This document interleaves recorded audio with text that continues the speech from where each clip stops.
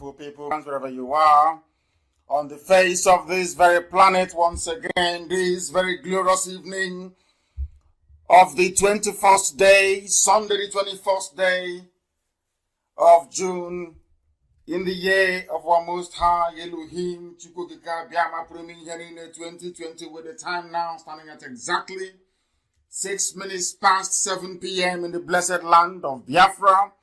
I welcome each and every one of you, and as I do so, I will, or should I say, should encourage you to welcome all those who are around you. Because this very live presentation is going out to you in every time zone on the surface of this very planet. If you are dedicated, if you are serious, if you want to extricate yourself from the pain and the suffering, if you want to escape the damnability of the zoological republic, you must be listening to us at this precise moment. If you are not, you are doing yourself a great disservice. Here we have come to preach the truth, unadulterated gospel of redemption. Some may not like it. As I said during my last broadcast of precisely 7 days ago on Sunday, I did say that it was Armageddon. After that very broadcast, that things will no longer be the same. And once again, we have been proven right, and things are not the same. All the workers of iniquity, all those who are blinded by what I call religious buffoonery, they have all been confounded. They are running from pillar to post. They are confused, as I knew they would be confused, because they cannot see in the spirit. They are blind. Things of the spirit are lost on them. But this very day we shall continue. As I said during my earlier post, if you know that those of you who are, or should I say, weak constitution are listening, then I will seriously encourage you to disengage, because the program tonight, it may not be as hot as it was 7 days ago, but I can assure you it won't make for palatable listening for a great majority of you. But we must proceed all the same. I will say good morning, good afternoon, good evening, and good night to some of you, because the whole world is listening. The whole world is listening. Before I came here on air, I did get a confirmation from Facebook that they are seriously suppressing and interrupting, should I say, people visiting to my page. They are doing all they can to make our work impossible. But they will always fail as they have failed previously. We are live on satellite. Those of you with strong decoder should be able to listen to us, which is what most of you are using in Abuja anyway. If you are in Biafra land, you will listen to us. If you're fortunate enough, via FM, one of our CHKs that is broadcasting in the land of Biafra. If you have a smart device, which most of you do have, you can listen to me by going to my page on Facebook, Mazi Nnamdi Kanu. I have nearly about, say, 300,000 likes, so you shouldn't be able to miss it. There are a few other ones set up by DSS to try to lure people away, to try to confuse people, but have failed. The same way that every enemy we encounter crumbles, that is how they too have crumbled. We are also on Radio Biafra app, and very soon we are also going to be on IPOB app as well. Right now we are on Radio Biafra app. You can get us via tuning. You can also get us via Sweet Radio. You can get us via all these names I'm mentioning. Just Google them. Log in. Just search for Radio Biafra. You'll be listening to my voice immediately. Some of us have decided to stream us live also on YouTube, which I understand is the means through which most of you are listening. And I will encourage you to also go to Garden Radio as well. In all these places, you will be able to hear us this evening live and direct. I say evening because of where I'm domiciled this evening, the same time as you have in the land of Biafra. My name is Nnamdi Kanu. I am the leader of IPOB, indigenous people of Biafra all over this planet. We are in over 100 countries and counting. We are the largest mass movement on the surface of this very earth, bar none. We are a juggernaut, unstoppable. There is nothing anybody can do, not now, not tomorrow, not ever. We are unstoppable. Our march is towards Biafra, to restore Biafra, nothing more, nothing less. And this very generation of IPOB will accomplish it. Do you want to know why we will accomplish it? Because we always put Chukwukika Biafra first. God Almighty in heaven is number one. That is why we worship him and him alone. That is why we bow not down before any idol. And I'm never Pharisee. I don't worship idol. And because of that, Elohim said, as long as you proclaim my name in every truth and every honesty, Biafra will come in your time. And because his words are yea and amen, anything he says must come to pass. That is why we have stuck only onto this path of redemption, in truth and in every honesty. That heaven and earth may bear us witness that they came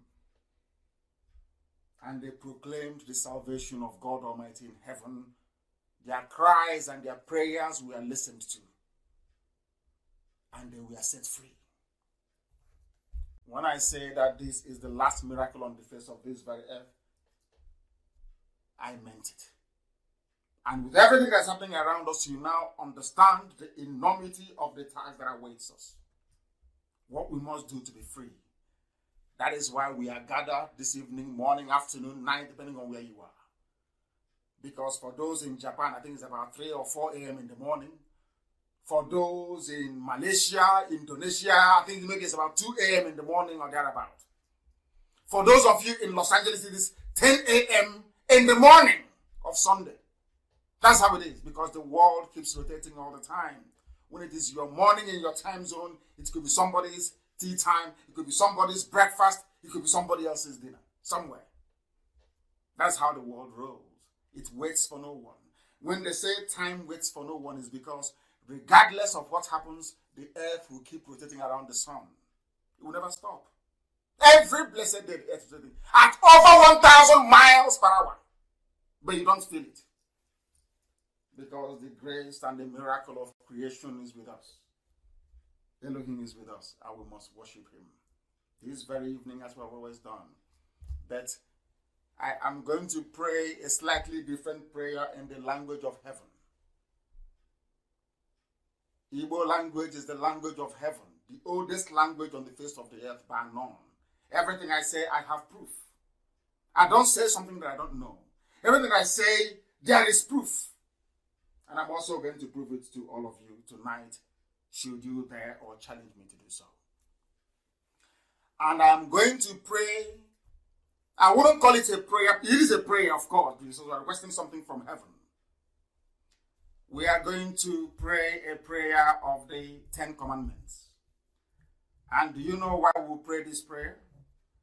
Because even those that founded the USA, United States of America, if you go to some areas in the USA, you will see a tablet proclaiming the 10 commandments.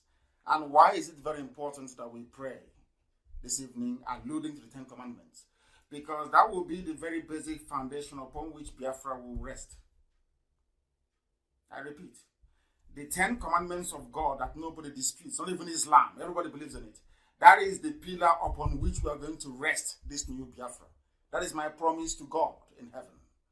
And this evening I will affirm it. Biafra will be a godly nation. Secular, yes, because you can practice whatever you want to practice, but it must be anchored on God. We don't answer Machuku for nothing. We don't call ourselves Umuchileke for nothing. It is for a purpose, a divine purpose. That purpose is that Biafra will come in our time. And the pillars that will hold Biafra is the mercy of God Almighty in heaven. Unashamedly, I proclaim, because I know the whole world is listening. They want to know the type of Biafra we're going to build. And I'm telling them this very day that Biafra will be a godly nation, anchored on the core values and principles surrounding the 10 commandments that was given to Moshe on Mount Sinai. Unashamedly so, I say. And please, if you bow down your heads wherever you are, we are going to pray. Our enemies are not resting. We don't expect them to rest. But we must continue to preach this very gospel. The gospel of truth, of redemption, and of honesty. This very gospel of freedom.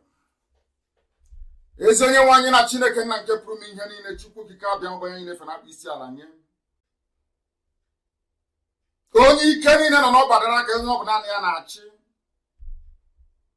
Onye na-eburu ndị ihu zuo eboro ha azụ. Onye ọbụla ya bụ ihe nke na-acha n'ime ndụ ndị a n'ụbọchị nke taa. Ụmụ ga-agbakọ n'ụwa niile na-egeghị ntị. Onye nwe m. Ka anyị wee zie ha ozi nke iziri anyị na mmụọ ka anyị wee gbasaa. Isi anyị atụla egwu, anyị asụla ngọngọ, anyị alaghị azụ. Anyị atụla egwu mmadụ ọbụla. N'ihi na eziokwu ị ga-adịrịrị ma ruo mgbe ebighị ebi. Na ọ kakwa mma na eluigwe n'ụwa wee bịa n'isi njedebe. Mana ọ bụla n'ihi na okwu wee bịa na mmezu nna nke bere dị ngọzi. Anyị wee na-akpụ isi ala na-ewe na-aja gị ma wee na-ebuli gị elu na-asị gị nwee njere ka gị Chineke na dị ngọzi. Ụmụ iwe na-akpọku n'ụwa niile na-asị na ede nsọ Chineke nna. Anyị wee na-ekpere gị ekpere n'uhuruchi ya. Ụfọdụ n'ime anyị ọ bụ ụtụtụ anyị ọ bụ ehihie ọba ime anyasị anyị. Wee na-arịọ gị amara gị na ebere gị ma mma gị ọmịiko gị ebe ụmụ gị nọ n'ụwa niile bụ ụmụ gị bụ ndị Biafra. Ka i wee gbatara anyị ọsọ enyemaka wee zọpụta anyị n'aka ajọ ihe. Ka i were aka nri nke ezi omume wee kwagide ụmụ IPOB ebe ọbụla ha nọ n'elu ụwa nna nke bere dị ngọzi. Wee gọzie ọlụ aka ha wee gọzie ha onwe ha na ezinụlọ ha. Tụmadụ ndị nna niile. Ebe ụbọchị nketa ụbọchị ncheta ndị nna onye nwe m na Chineke nna nke igwe biko nụ gbaa ha ume, nye ha nkasi obi, nyekwa ha ikikere, nye ha mmụọ nke eziokwu, nye ha ezi mmụọ nke nghọta, ka ọ ga-abụ ha nụ eziokwu gị nna nke ebere ka ha wee nabata ya. Na anyị wee na-akpọkọ wee na-arịọ gị nna nke igwe na-asị na anyị ekwupụta ka ụwa niile wee nụrụ na Biafra na-abịa dịka isi wee kwa anyị na nkwa. Anyị na-akpọkọ gị na-asị gị ị ga-enye anyị n'ime afọ anyị nọ n'ime ya. Ị ga-enye anyị Biafra n'ime afọ a 2020 anyị nọ n'ime onye nwe na Chineke. N'ihi na ijiri obodo kwesịbụ usu ma ala ya n'iyi. Biafra bụ onyinye nke gị ka i nyere ụmụ mmadụ dị ndụ. Anyị ga-ewere ya nna nke igwe were ya fee elu ofufe n'ụzọ pụrụ iche. Ihe anaghị eme anyị ikwupụta nke bụ eziokwu gị eze dị ngọzi wee na-ekwu ya ma na-ekwusi ike si na anyị onwe anyị bụ ụmụ Biafra bụ ụmụ Chineke ka anyị bụ. Anyị anaghị efe arụsị. Ụmụ gị ka anyị bụ onye nwe m. N'ihi na onweghị onye ọbụla ala nsọ Biafra na-aza aha arụsị ọ bụ naanị gị ka anyị na-efe. Anyị na-aza Chinedu. Anyị na-aza Amara Chukwu. Ụmụ gị na-aza Ike Chukwu. Ụmụ gị na-aza Chukwu na-enye. Ụzọ niile dị iche iche ka anyị si wee na-ebuli aha nsọ ya elu site n'aha nke anyị na-aza. Anyị wee na-ekweghị nkwa nna nke ebere dị ngọzi n'ihu ụwa niile bụ ndị na-ege anyị ntị na anyị ga-ewere Biafra nna nke igwe wee guzo ya n'elu iwu iri nke nyere nna nke ebere dị ngọzi. N'ihi na ọnwa mgbe ụmụ gị bụ ndị Izrel na mkpagbu n'obodo Ijipt, iwe zie ozi wee sị na ọ bụ naanị gị bụ Chineke nna nke usoro nke ndị agha, na ha ndị dị etu a bụ ụmụ gị ha ga-enwecha ọzọ wee tinyere gị. Ha ga-akpụ isi ala wee nye arụsị ọbụla ma ofufe ya ofufe. N'ihi na gị onwe gị bụ Chineke nna dị ngọzi, ịchọghị onye ọbụla gị ya ga-ama aka n'ihu ị na-eweta atamahụ n'isi ndị niile ruo ọgbọ ha nke atọ na nọrọ bụ ndị kpọrọ gị asị. Mana ịhụnanya gị na-adịgide n'isi niile ruo ọkpụ na 10 bụ ndị dị etu a bụ ezinụlọ ndị ịhụnanya mana edebe iwu gị. Ịsa gị jikwala ha nsọ ya eme akaja. N'ihi na gị onwe gị bụ onye nwe anyị na Chineke nna dị ngọzi, na ị gaghị agbaghara ka ha na bụ ndị ji ahụ iwe n'ala ya n'iyi. Isi anyị cheta ụbọchị asaa n'ime izu ụka ma doo ya nsọ n'abalị 6 Kamada didn't do one get away and run a blast up, which is because of the nobody did to one or any man get on or blood and your wine is no animal. Bundu of heaven, in a policy. Kadomo, you only want to live when a low one. Nemo coast, me can my blanca sideways week. All the young lady will go so, but a son, Mizuka, to Yanson. Is an Epoyan man and then you can run with the Galasso can keep running out. Is an Epoyan man and you can just lose an Abla by the Madibani, and the Brian is on a walk also. When Massive Munian are back in the band and getting the Cabinet Egyptian and Kigwe, and come a copter and one in each way, man, candidate to work. No, now you put chicken up on your nephew. When you run in New Zealand. Come again, a break away, so can you mend one? Can you want you put it in the way, Bullia house, so you drag him to you? Send a big Marone. He said, Mamma de Chineka. We now proceed to unveil the truth this very day, that the world may know, because the zoo is crumbling. It has crumbled already. What happened in Ghana yesterday is just confirmation, because this very year the zoo will be decimated beyond human comprehension or recognition. Never again will the zoo exist. It's gone. We have not done anything. We have not commenced our march. We have not confronted the Janjaweed terrorists who are in our forests and in our farms. We have not gone out to meet those who are killing us. Yet the zoo is unraveling before our eyes. As always, I will endeavor to wrap every of our discussion this evening around a very common theme. And that theme is that if out of, should I say, a habit of treachery or a lifetime of betrayal, you fail to recognize the importance of the time that we are living in, then may the good Lord have mercy upon you. I need you to understand this very clearly. Because as I say always, we are a highly religious, I say godly people, let me put it that way. Some have turned it into modern day religiosity. What I want to make you understand this very evening is this: that every problem afflicting us as a people, as a race, is our own making. Every difficulty that we Biafrans are undergoing right now is our own making. And we trace it back to one common, or should I say, a simple denominator. And that denominator is slavery, kidnapping in modern parlance, and slavery, which the whole world is now running around trying to atone for. Before we came on air, we understand that the Church of England, of all places, Anglican Church, was involved in slavery. I will tell you the truth. And quite frankly, I don't give a damn if you like it. If you don't like it, go and do your research. Also, the Bank of England said they are apologizing for their role in slavery. And I want to tell you why we are in this mess we are in today. Those of you who are very close to your scriptures, those of you that have the Bible or even the Quran with you, I want you to go to the book of Exodus, chapter 21, verse 16. Exodus 21, 16. That is the genesis of our problem as a race. This suffering we are suffering today, if you go back to the Holy Book, if you go back to the Bible, it is there. That was the beginning of our problem.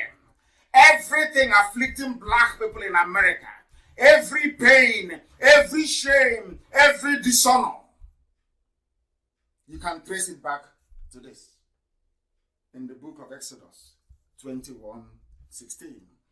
And before we proceed any further, you will also understand that every time we say we are in the land of Egypt, that the zoo called Nigeria is the land of Egypt.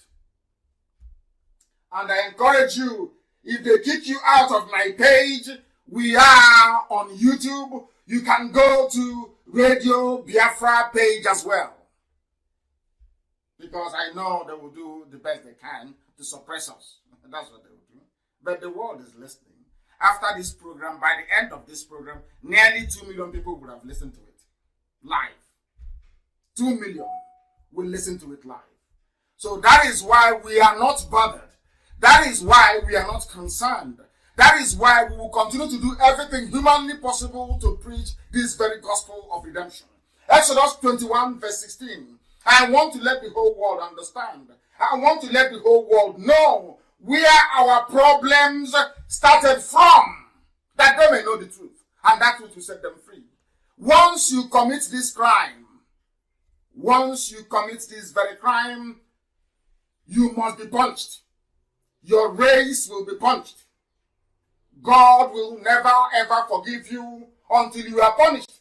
I want to let the whole world understand that those of us who are the children of light, those of us that supply the bulk of slaves to South America, the Caribbean, and North America, the entire West Africa was more or less emptied. The most prized slaves are those that came from Biafra land. Go and check the books. You will see it and you would know. Do you know what the Bible says in Exodus 21:16? Very, very frightening. About kidnapping your people and selling them. It says that he who kidnaps a man, whether he sells him as a slave, remember? Those who are bragging that they are slave traders, they are slave dealers. I want to let you understand the reason why Niger Delta is in darkness this evening. More than any other place. Nigeria is darkness itself. Then inside that darkness there is a place that some people ignorantly refer to as Niger Delta. I want you to know the reason why they are even suffering more than every other person in this zoo called Nigeria. It is in the Bible. As I told you before, Elohim gives us message to give to the living, and it is my duty and solemn responsibility to pass that on. Listen carefully. He who kidnaps a man, whether he sells him as a slave or you keep that very person, a fellow human being, your brother or your sister, you will surely be put to death. If nobody can kill you, God in heaven will kill you, because those are his words.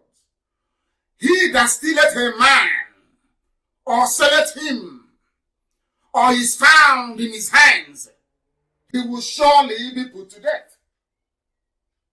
We cannot put ourselves to death because we sold our own people, first to the Arabs and then to Europeans. That is why God is today dealing with us. When they kill somebody, you campaign and you say Black Lives Matter, or Black Lives Matters. What you're saying is that I have sinned against God in heaven because we sold our own people as slaves. And why is Niger Delta suffering more than any other place? I posted something last night. There is no tangible, meaningful development. It's because go and check in the coastal, I won't call it Niger Delta, that's not the name. The name is the coastal region of Biafra land. Go to the coastal region of Biafra land and see for yourselves.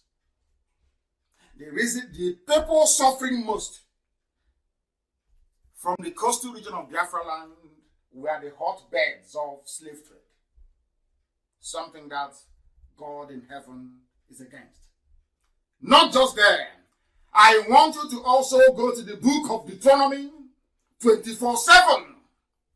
To the book of Deuteronomy 24/7. If you go there, you will see what is happening. If you go there, you will understand what is happening. And the reason why you shouldn't be kidnapping people, because once you do that, once you kidnap somebody, you are bringing a curse not just upon yourself and your family, you are bringing a curse on your generation as well. That is why it is absolutely critical that in the next coming weeks and months, when we come to confront the enemies who are within, the Janjaweed that have come from all over the Sahel to take over our land, that we understand this. It is a cardinal rule. It is a cardinal principle that can never, ever, ever be breached. Because black people sold their own kind, that is why the world is treating them like the animals that some of them are. That is why the world is treating them like the animals that some of them are. If you go back to the book of Genesis, I am sorry to dwell on this, but it is very, very critical you understand it. If you go back to the book of Genesis, why did the Israelites suffer in Egypt? It was because the house of Jacob, they sold their brother Joseph. The same thing that God himself was against was what they did. They sold him to the Ishmaelite merchants. The same thing that we did in the land of Biafra. The same thing that we did selling our own people, our own kind, first to Arabs and then to Europeans. And you expect God to love you. It is impossible. You must pay for it. And that punishment is what we are in right now. That was why Elohim, in his infinite mercy and kindness, decided to... Isn't it very funny that the same people that we sold our people to, they come back, they conquered us. And they gave us their religion. Very, very sad indeed. Do you see how the punishment goes? The same thing that happened to the temple in Israel. When they started to worship idol, God went and brought all those nations that they were worshiping their idols to come and conquer Israel one after the other. And sacked them. And on the pain of death, threatened never ever to worship God in truth and honesty anymore. Until they spent over 2,000 years in exile. Millions dead before they cried, and God heard their cry and decided to deliver them in 1948.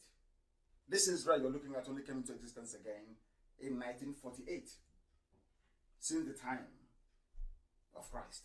Only 1948. Less than 100 years ago. The Israel that you've been hearing about never existed for over 2,000 years. It only came into existence only in 1948, less than 100 years ago. And that is the understanding I want all of you to have as we delve into the main substance of our gospel this very evening. Have you ever asked yourself, why is it that people who you're more educated than, more enlightened than, are controlling you? Have you ever asked yourself that question? Why is it that some of you never pause to even think nor ponder the absurdity that people that drive cattle from place to place, they are not very fluid in their own language. They cannot communicate very well in the lingua franca, which is English language, but they are in control of your lives. Have you ever wondered why? Do you know why the British gave power over to the Janjaweed, to the Caliphate? All are in the design of God in heaven to punish you for the things that you have done. But now that we have atoned consistently for nearly 7 years, you are about to witness the might and the glory of God this very year upon the lives of his children. That when Biafra comes, you will know to worship God forever and ever. This year. You just watch and see.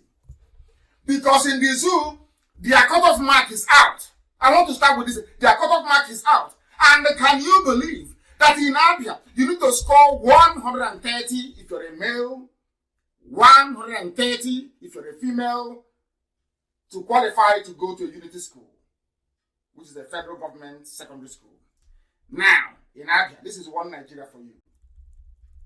What is paining me is not that the Janjaweeds are doing this and the Yorubas are supporting them. What is actually getting me angry is that our people, after seeing this level of entrenched injustice, year in, year out, month in, month out, somebody will still have the temerity to stand up and say, we want a restructured Nigeria, we want to be in Nigeria.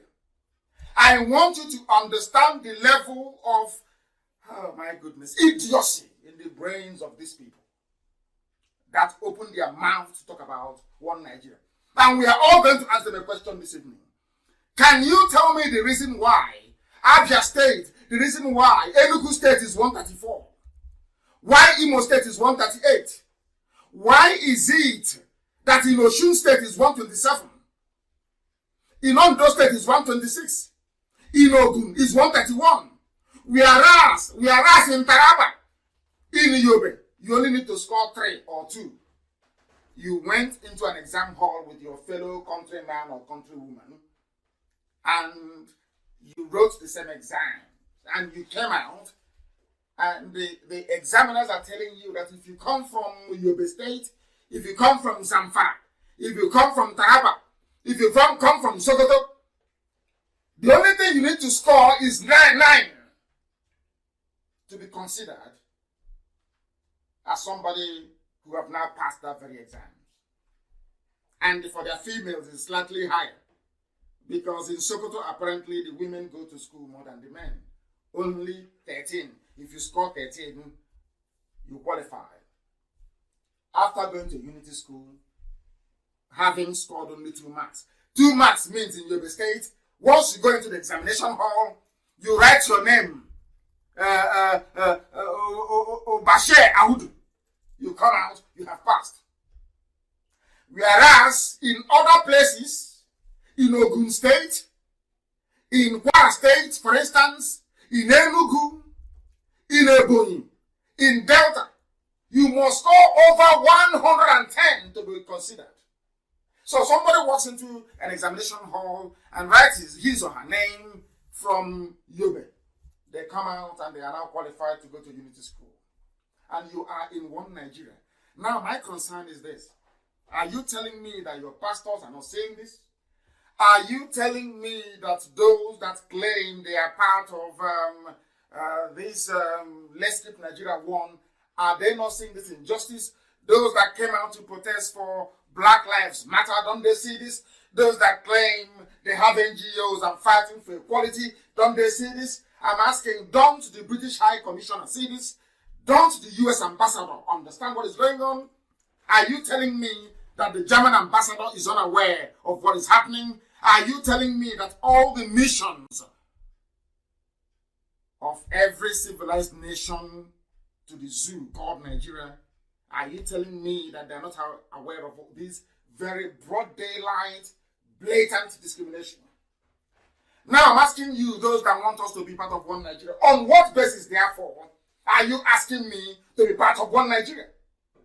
On what basis? This is why a lot of our men spend their time gossiping. They don't attack the issues that matter. I want to ask every senator, every House of Reps member, in which country of this world do you have not just the triple standard? One standard for Yobe, for Taraba, for Sokoto, for Zamfara, for Abuja, for Katsina, for Kanu, for Kaduna, for Jigawa, and a different one for those in Imo, Abia, Cross River, Ogun, Osun. I ask you, therefore, based on what is happening, these are our children, those going to secondary schools. These are little children, the ages of 10 and 11. So, from that very age, you are telling them that they do not matter, that they have to aspire, not to be excellent, but to be mediocre. Because if there is no incentive, if somebody who scores only 2 marks from Yobe can go to unity school, then what is the incentive for studying to score over 130 or 134 as the case may be for Enugu and Imo? Just explain that to me. But you have senators, you have lawmakers, you have those championing one Nigeria, saying Nigeria used to be great, to be great again. How can it be great? How can you subscribe to be in a society where somebody from somewhere, because they are janjaweed, they don't go to school, they sniff glue from morning till night, they move cattle from place to place, they only score 2. All they need to remember when they go to the exam hall is their name, and they have passed. Is that very fair? Is that how to run any country? And why are those who should be speaking out not speaking out? There are a rented mob of, should I say, unemployed and slightly educated fools in Abuja. You know what I always write a petition. If you see their shirt, they always have blue pen, red pen, and black pen. They, you know that plastic beak, they line it up. That's their petition writers. That's what they do. Hawking, should I say, their ERAT services to anybody who is willing to pay them top money. Do you see what they have done to you? Your own children have to score higher than them, but they want to be president. So you're telling me that somebody who is half educated, who can barely mention his name, is worthy to be president after president after president of a damnable contraption, whereas those who are educated from the South just sit on the sidelines and just watch. And you're telling me that everything is right about this Nigeria. I want to ask the British High Commissioner, because they were the ones that put us in this mess. Are you telling me you're not aware of this? That is why we are going to write to each and every one of them, to remind them, at least to inform them, that they are in a place where if this were to happen in the USA, the riots will not end. Were this to happen in the UK, the riots will never end. Were this to happen anywhere in Europe, you will have all commentators, all columnists writing and talking about it from morning till night. Why are you not doing something in this zoo called Nigeria? Why not, I ask you?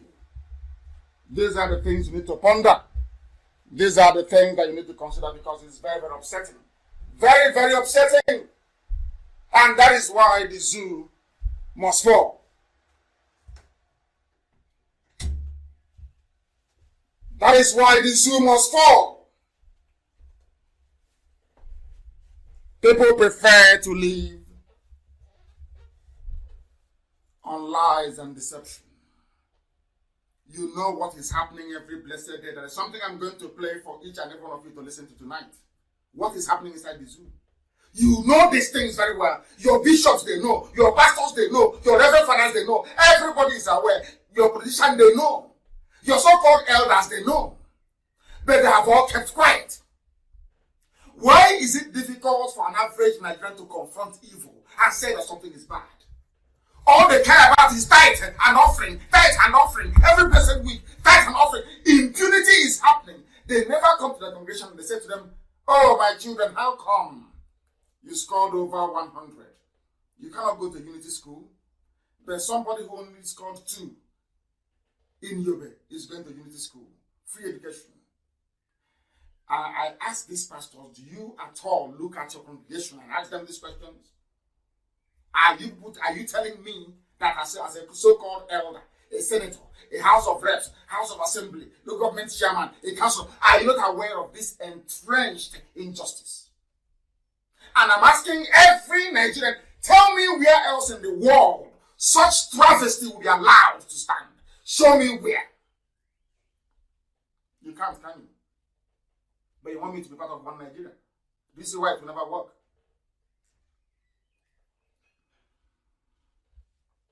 Because all of you are hypocrites. You are all hypocrites.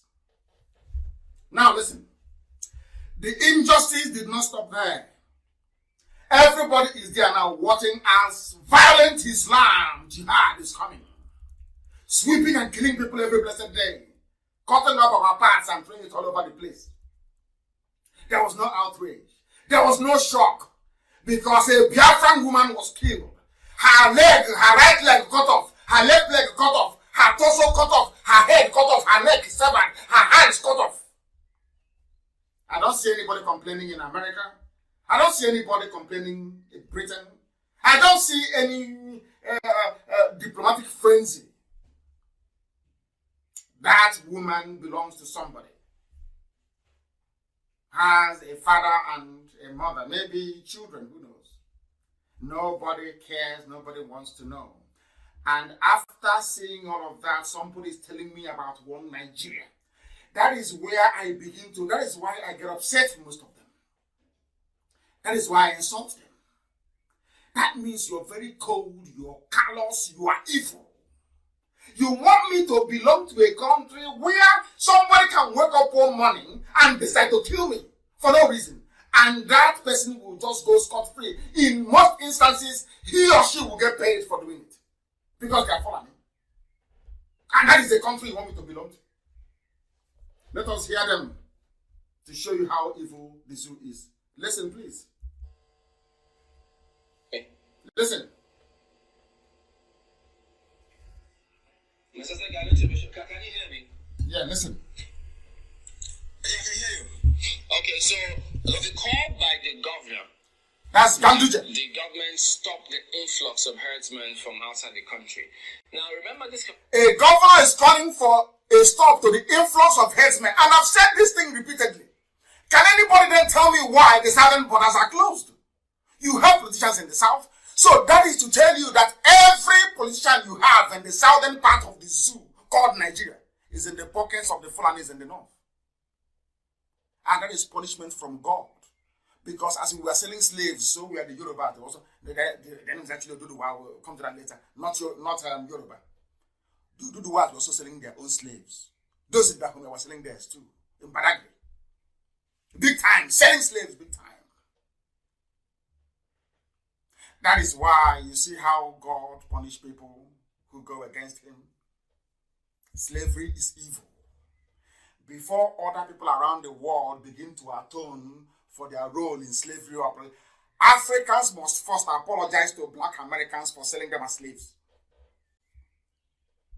We sold our people. A white man did not just wake up one morning and come and start grabbing us. No. We were the ones selling them. And this is the result of it. The same thing is continuing today. The same rubbish is continuing today. Those of them in the northern part of the zoo, the Fulani Caliphate, they opened their borders from Sokoto to Maiduguri. Anybody can come into Nigeria. Go to Benue, go to Agatu, take land, rape their women and kill them. Our army is there, brother will protect you. El Rufai will protect you. In the southern Nigeria you want me to belong to? But in the south, the borders are closed. And you're telling me that your so-called southern elders are that they are normal? You want me to respect them? They are there, and this level of impunity is going on. And they kept quiet. And you want because of one Nigeria. Do you see how foolish you are? Those of you idiots from the south claiming that you want to be part of one Nigeria. When will you develop brain and be able to reason? Why did they close your borders in the south, but open the ones in the north? Why? You don't ask questions. You don't, in your life, ask any questions. Nothing whatsoever. Because your brains are empty. All you care about is allocation. Or we have to steal money. Or which politicians to carry bag for. After 4 years, who knows? You might start from TC, Transition Chairman of the local government. And from there, you can make your own money as well. You move your families abroad. You buy a fancy mansion in the USA. And you'll be traveling and coming back. And that's it. That's your one Nigeria. That is your lot in life. Because you're a southern politician. You have been programmed to destroy your own people. Especially in Biafra land. Our own politicians, by the likes of Abaribe. All the rest designed to destroy your own race. That's all you do. Destroy your own people. Hear them from the north. Hear them very well. Hear them. Decision has happened before as to what to do with that movement within the country. So it's one thing to stop influx from another country. Should this be extended to movements within the country? And if that happens, what happens to when they say, look, we've got rights to move around? Those with the right to move around are the cattle headers, the Fulani. You're telling me anywhere in the world are people normal? People are rioting all over the world because of the death of one black man in America. One black man was killed and the whole place is going up in flames. Do you know that a Biafran, an Igbo woman, was killed, her body parts cut into pieces and scattered in a farm? Not one single protest. All those writing their long, useless grammar, I was waiting for them. Not one single protest. I said not one. That is to show you how subdued we have become as a people. Now, You're telling me in a country where you claim that foreigners are coming to kill you in your own land, and it is being discussed as if it is they've just gone to a party somewhere. Just so flippantly. Oh, if you close the borders in the north, how about those moving that say they have a... People are discussing the death of fellow human beings as if it is just nothing. As if they've just squashed a tiny mosquito somewhere in their room. Can you believe that? These are the things that when I think about it and a black man, I begin to go crazy. I don't understand these people. You'll be shocked. Listen. Yeah, the call, like I said, the call by the governor to stop the influx of the herdsmen across into Nigeria is a very excellent call, but it should go further than that. And I don't know whether that call, whether the government is together, whether the state governors are in tune with the presidency, or each one of them is doing what he's doing in his own state.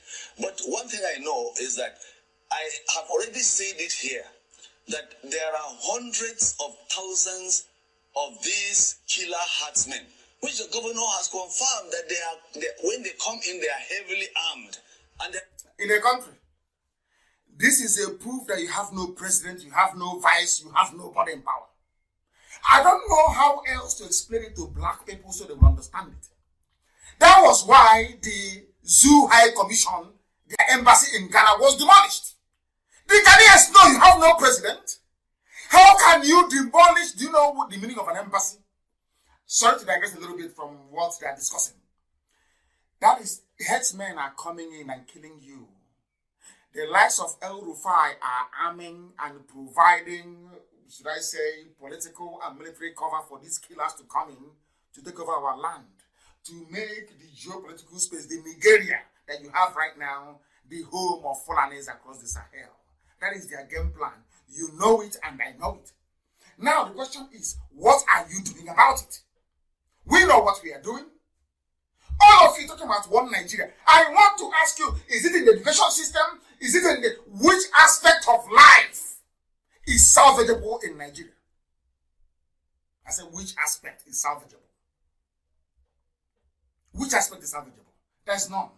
The killers are coming into your country, and this man that is being interviewed by channels is saying, presidency. Where is that hard man, Buhari? You say, oh, his insurgency. His insurgency will come. He's a hard man. He's a general. Where is he? Have you seen how cleverly channels no longer talks about Buhari? Oh, where is the president? It's not presidency. Now, after all these pointers, what again is stopping you people from understanding that you have no president? Do you know the meaning of an embassy? An embassy is a foreign land. Let me put it this way. Let me not use an abstract explanation. Anytime you go to the U.S. embassy or their in Abuja or their consulate in Lagos, once you walk into that premises, you are on U.S. soil. Nigerian government cannot come there to look for you. Remember Chile, when Assange ran into Chilean embassy? In London, did Metropolitan Police go there to arrest him? No. Did the army go there? No. Because that piece of territory is Chile. You can't go in there. International diplomatic protocol. Now, once you invade an embassy, it is tantamount to the violation of that country's sovereignty. That is how important it is. For the embassy not to be invaded or no, it was demolished. The Zoo High Commission in Accra was demolished. You have not heard anything from the president of a country whose land was invaded. What does that tell you? Do you see why I am angry with all these fake pastors that are fixated on tithes and offering? Do you see the reason why? Tell me why a country, if you doubt me, go and invade the U.S. embassy in Abuja. Trump, as you're invading, the president of America will be talking immediately. Go and try it anywhere in the world. But you're telling me that the embassy, let me call it an embassy, the embassy of Nigeria was demolished in Accra. The president did not say anything because there is no president. Absolutely none. None whatsoever. Headsmen are coming in, they're killing. Do you now understand my anger against these people? This is what I'm talking about, the brain of a black man, inability to discern, to reason, to think. People don't even know about what an embassy is. They don't know the sanctity of an embassy. They don't understand it. You think it's just where you go and get visa and you travel. Or where you go and get your passport renewed.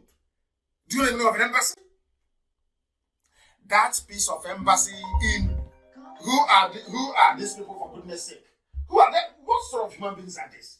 They never listen, they don't think, they don't reason. These are the people in the zoo we are talking about. And that is why we must leave the zoo as imminently as possible. Because some of our people, they don't reason anymore. They reason like the janjaweed. Why they are calling, I have no idea. Why they are calling, I have no idea. But they will call anyway. They will call. That is who they are. That is the way they reason. Very, very sad indeed. Very, very sad indeed. As I was saying before, I was rudely interrupted by that caller who is not paying attention. They're not listening. Because if he's listening, why would he be calling when the lines are not open yet? Why would they be calling? Do you see the reason why blacks are in a mess? Do you now understand it? Why we are in a mess? Do you see the reason why the Fulanis can do whatever they can and get away? Because every ambassador in the zoo has been bribed. UK, US, Germany, all they are there for is how much they can loot. As your politicians are looting, so are they looting as well. Since you want to destroy yourselves, we will help you destroy yourselves. That's what they're doing. Do you now understand it? Do you understand it? Now, the mess that people are in.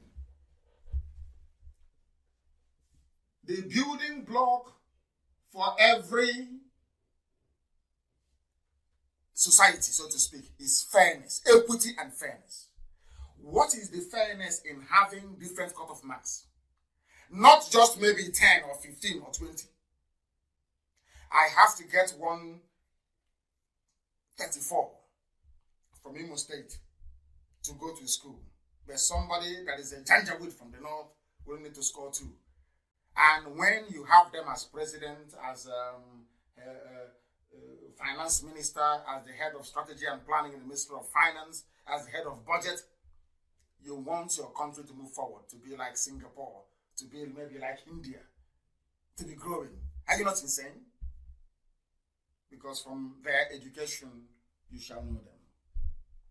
I have said it before and I'm going to say it, that the reason why we are so messed up the way we are is because we are in darkness. Some of you born into darkness. I was born a Biafran. Some of you are born into darkness, so you don't know any better. And we are the light of the world. I say it because every Abrahamic faith that you have, the 3 great religions of the world, which is Judaism, Christianity, and Islam, everybody alludes to the fact that God is light. I said everybody. From the Old Testament to the New to the Quran, everybody acknowledges that God is light. And you come from a place called darkness, and you want your lives to be better. How can it be better? In the book of Isaiah 60, 19 to 20 says it's there very clearly that Elohim will be your everlasting light, and your days of sorrow will come to an end. We know what we are doing. Sometimes, if you don't understand it, just say you don't understand. Is it the book of Psalm 97:11, that the light shines on the righteous and joy on the upright in heart? Everything is about light. Everything is about light. It is everywhere. All the way to the book of John 1:15. Is it Ecclesiastes 11:7? Everywhere is replete with what light represents. That light shines in darkness, and darkness can never overcome it. We are the light. We Biafrans, we are the light. And as the name implies, Nigeria, which means a darkened black territory, can never ever prevail over us.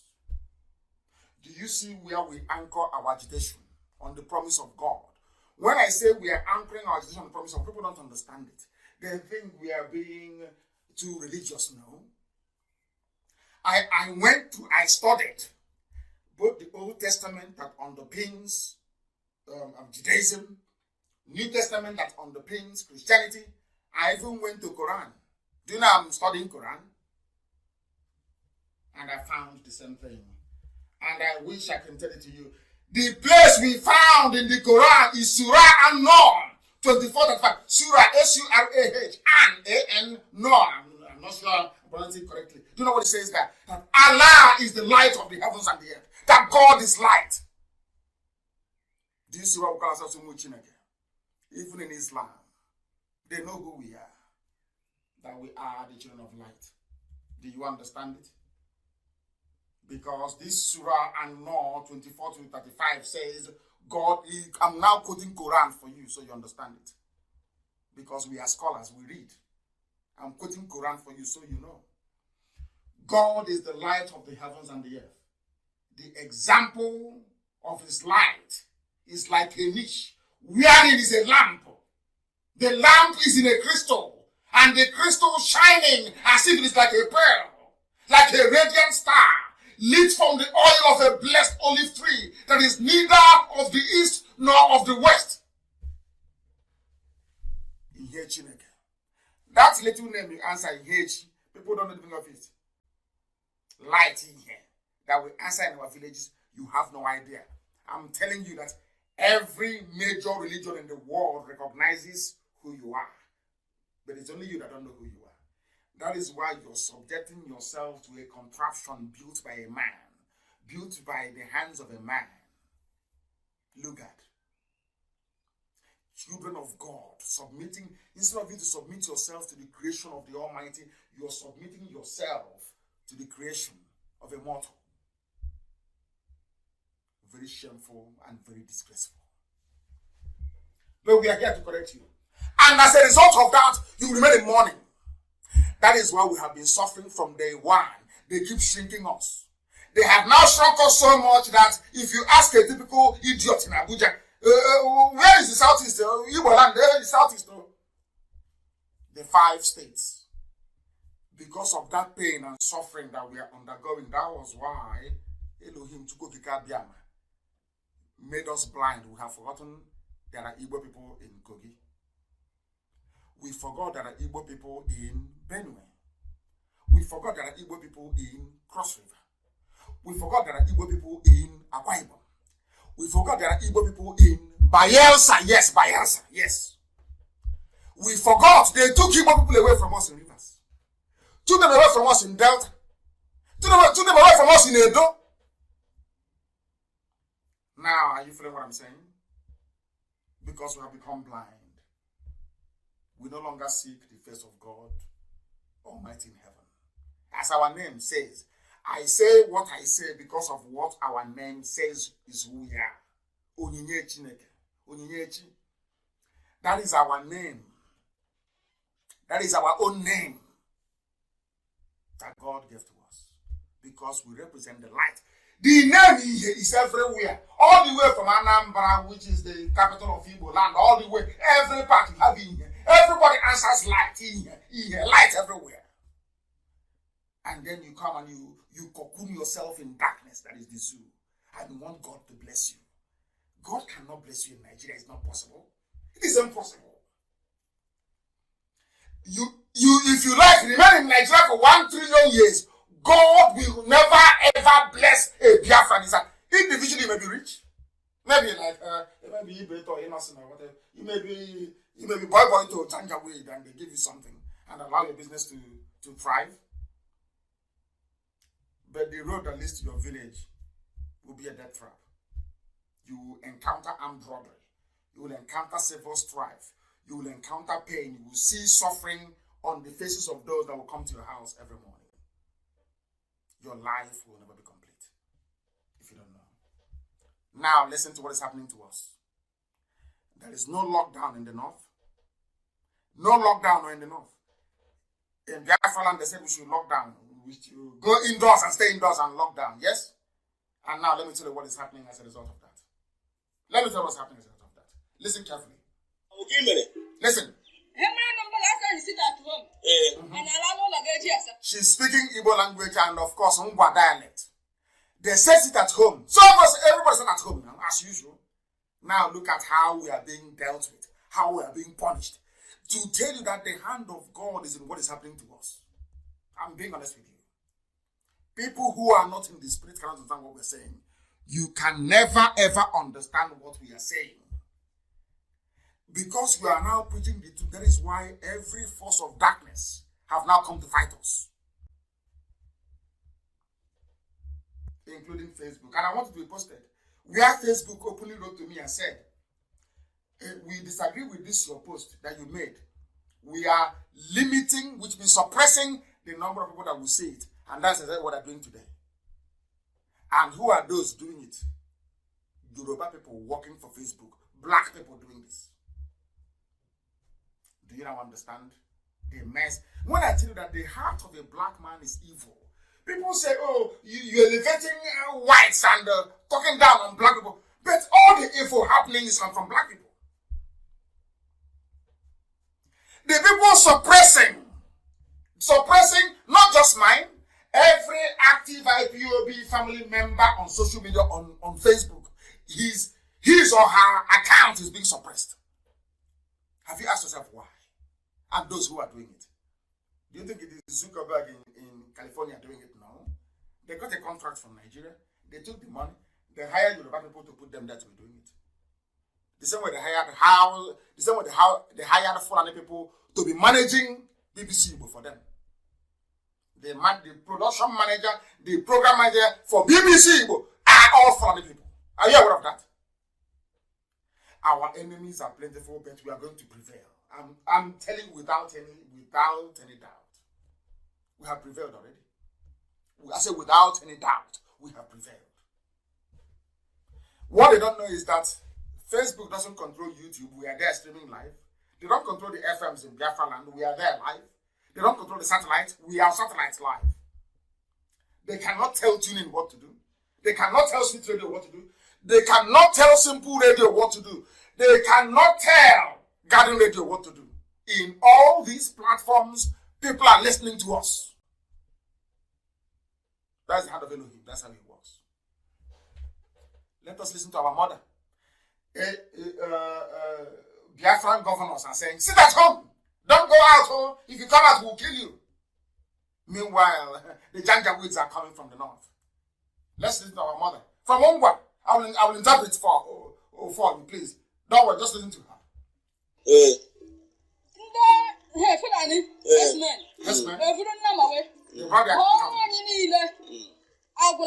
All our farms are finished. Okay. In our own land, our mothers go to the farm. They say, if you come close, we'll kill you. We'll rape you and we'll kill you in our own land in broad daylight. While the governors are saying, sit at home, lock in, stay at home. Our farms are now fertile grounds for rape and murder, destruction of farm produce in our own land, in the land of the rising sun, the very center of this universe. I wouldn't say universe, I'll say the earth. Can you believe that? These are governors. These are so-called political leaders. They foolishly call themselves elite. Do you see what they're doing to you? Do you see why they hate IPOB? Do you see why they don't want us to survive? Because we tell you the truth. This is our mother in the village. Who will hear her voice, if not for us? Who will hear the voice of this woman, if not for us? Let's listen. They brought their cattle into our farms. They basically destroyed the farm produce, fed it to their cattle, and said to our mothers, if you come, we'll kill you. Listen. They have guns. They have guns and knives. Our mothers can no longer go to the farm. As I told you, in the year 2013, I warned you. I said, the time will come, they will rape your daughters. Your mothers will be afraid to go outside. I told you, in 2013, I warned you. But you won't listen. You are doing one Nigeria. You see the result of one Nigeria. Have you, all of you idiots, want to be one Nigeria, you want to form a group and counter IPOB, so you want to be one. Have you seen your one Nigeria? Have you seen the result of it? As if you were whatever the idiot is. Have you seen the result of your one Nigeria? Have you seen the damage that's done to us? Psychologically, our mothers. Because where we come from, our mothers don't go to the gym. They don't go to old people's home. They go to the farm. It's a form of exercise. They can no longer go to the farms. In our own land, in our own time, in 2020. People are running about, I'm a Nigerian, I'm Igbo. This thing, Nnamdi Kanu is doing with IPOB. Listen to our mother in the village. Because you're in Abuja, as an idiot, the idiot that you are, you're in Abuja, fooling yourselves. You're in Lagos, fooling yourselves. As our mothers are in the villages, afraid to go to the farm. Okay.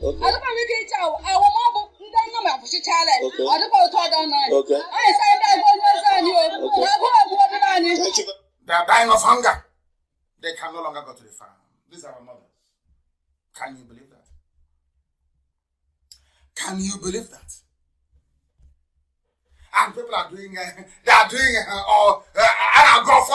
Houston. They are doing Igbo Ofala. That's an Ofala in America. They built Igbo village in America. Whereas the one they have in the village, and the Fulanis can't, their mothers can no longer go to the farm. And they have no shame. They are not ashamed of themselves. And when white man looks at all these things that is happening, because you have no shame, that is why they treat you the way they treat you. You have no class and you have no shame. That's your mother in the village. And you're in America and you're in Europe, talking about one Nigeria. Let's move the country. Let us try and move the country forward and see what happens. You're busy speaking English you don't even understand. Whereas in the village, your mothers cannot go to the farm. And you're not ashamed of yourself. You're not ashamed. That is why I preach this gospel the way I do. If you look at the zoo called Nigeria, ask me why people are quiet. Tell me why your pastors, even those in Aba, tell me why you will not go and condemn this woman's experience. The pastor will be more interested in tithe. That handbag she's carrying, how much do you have there? Bring it. Put it in my palm. Your plight doesn't concern them. So what you're doing is that you're witnessing wickedness from every side. From politicians, from your clergymen, from those you call your elders, from the traditional rulers. And when things are this way, the only way forward is an absolute overhaul of the system. A revolution. And that's what we're having. And what we will have. Fulani Caliphate, they left the northern borders open to allow the fellow terrorists to come in and take over our land. And any day now that we decide to go and confront them, you see Channels TV, BBC. You see BBC? That won't come. Now they are killing us, BBC will not come. Never. You won't see BBC, that below CNN. Nothing, no, they won't come. But any day now, any day, you see what happened in Delta State. In Apanam. You saw it. As soon as they've been killing and raping, the moment we rose up to say enough is enough, Channels was there the next minute they were there. We are all Nigerians. Don't move them. Nigerians now live in the forest. This is the reason why we said no to elections. Because we know the quality of politicians on display. We know they will never speak. We knew that a time like this will come that would require leadership. Strong leadership. And we also know that they would fail. Have they not failed? Have they not failed, all of them? They have failed. To make matters worse, how they can open their borders in the north and people are coming in is just beyond me. There's another interview I want to play for you. I want you to listen to what this man has to say. Listen to him to what he has to say. And as I said, keep saying to you, if you are kicked off from my page, which they are doing, please go somewhere else. There are plenty. Just download any of the apps and listen. Or go to YouTube. We are there. You can listen. They think they can frustrate us. Idiots. That's how foolish they are. Listen carefully, please. Listen.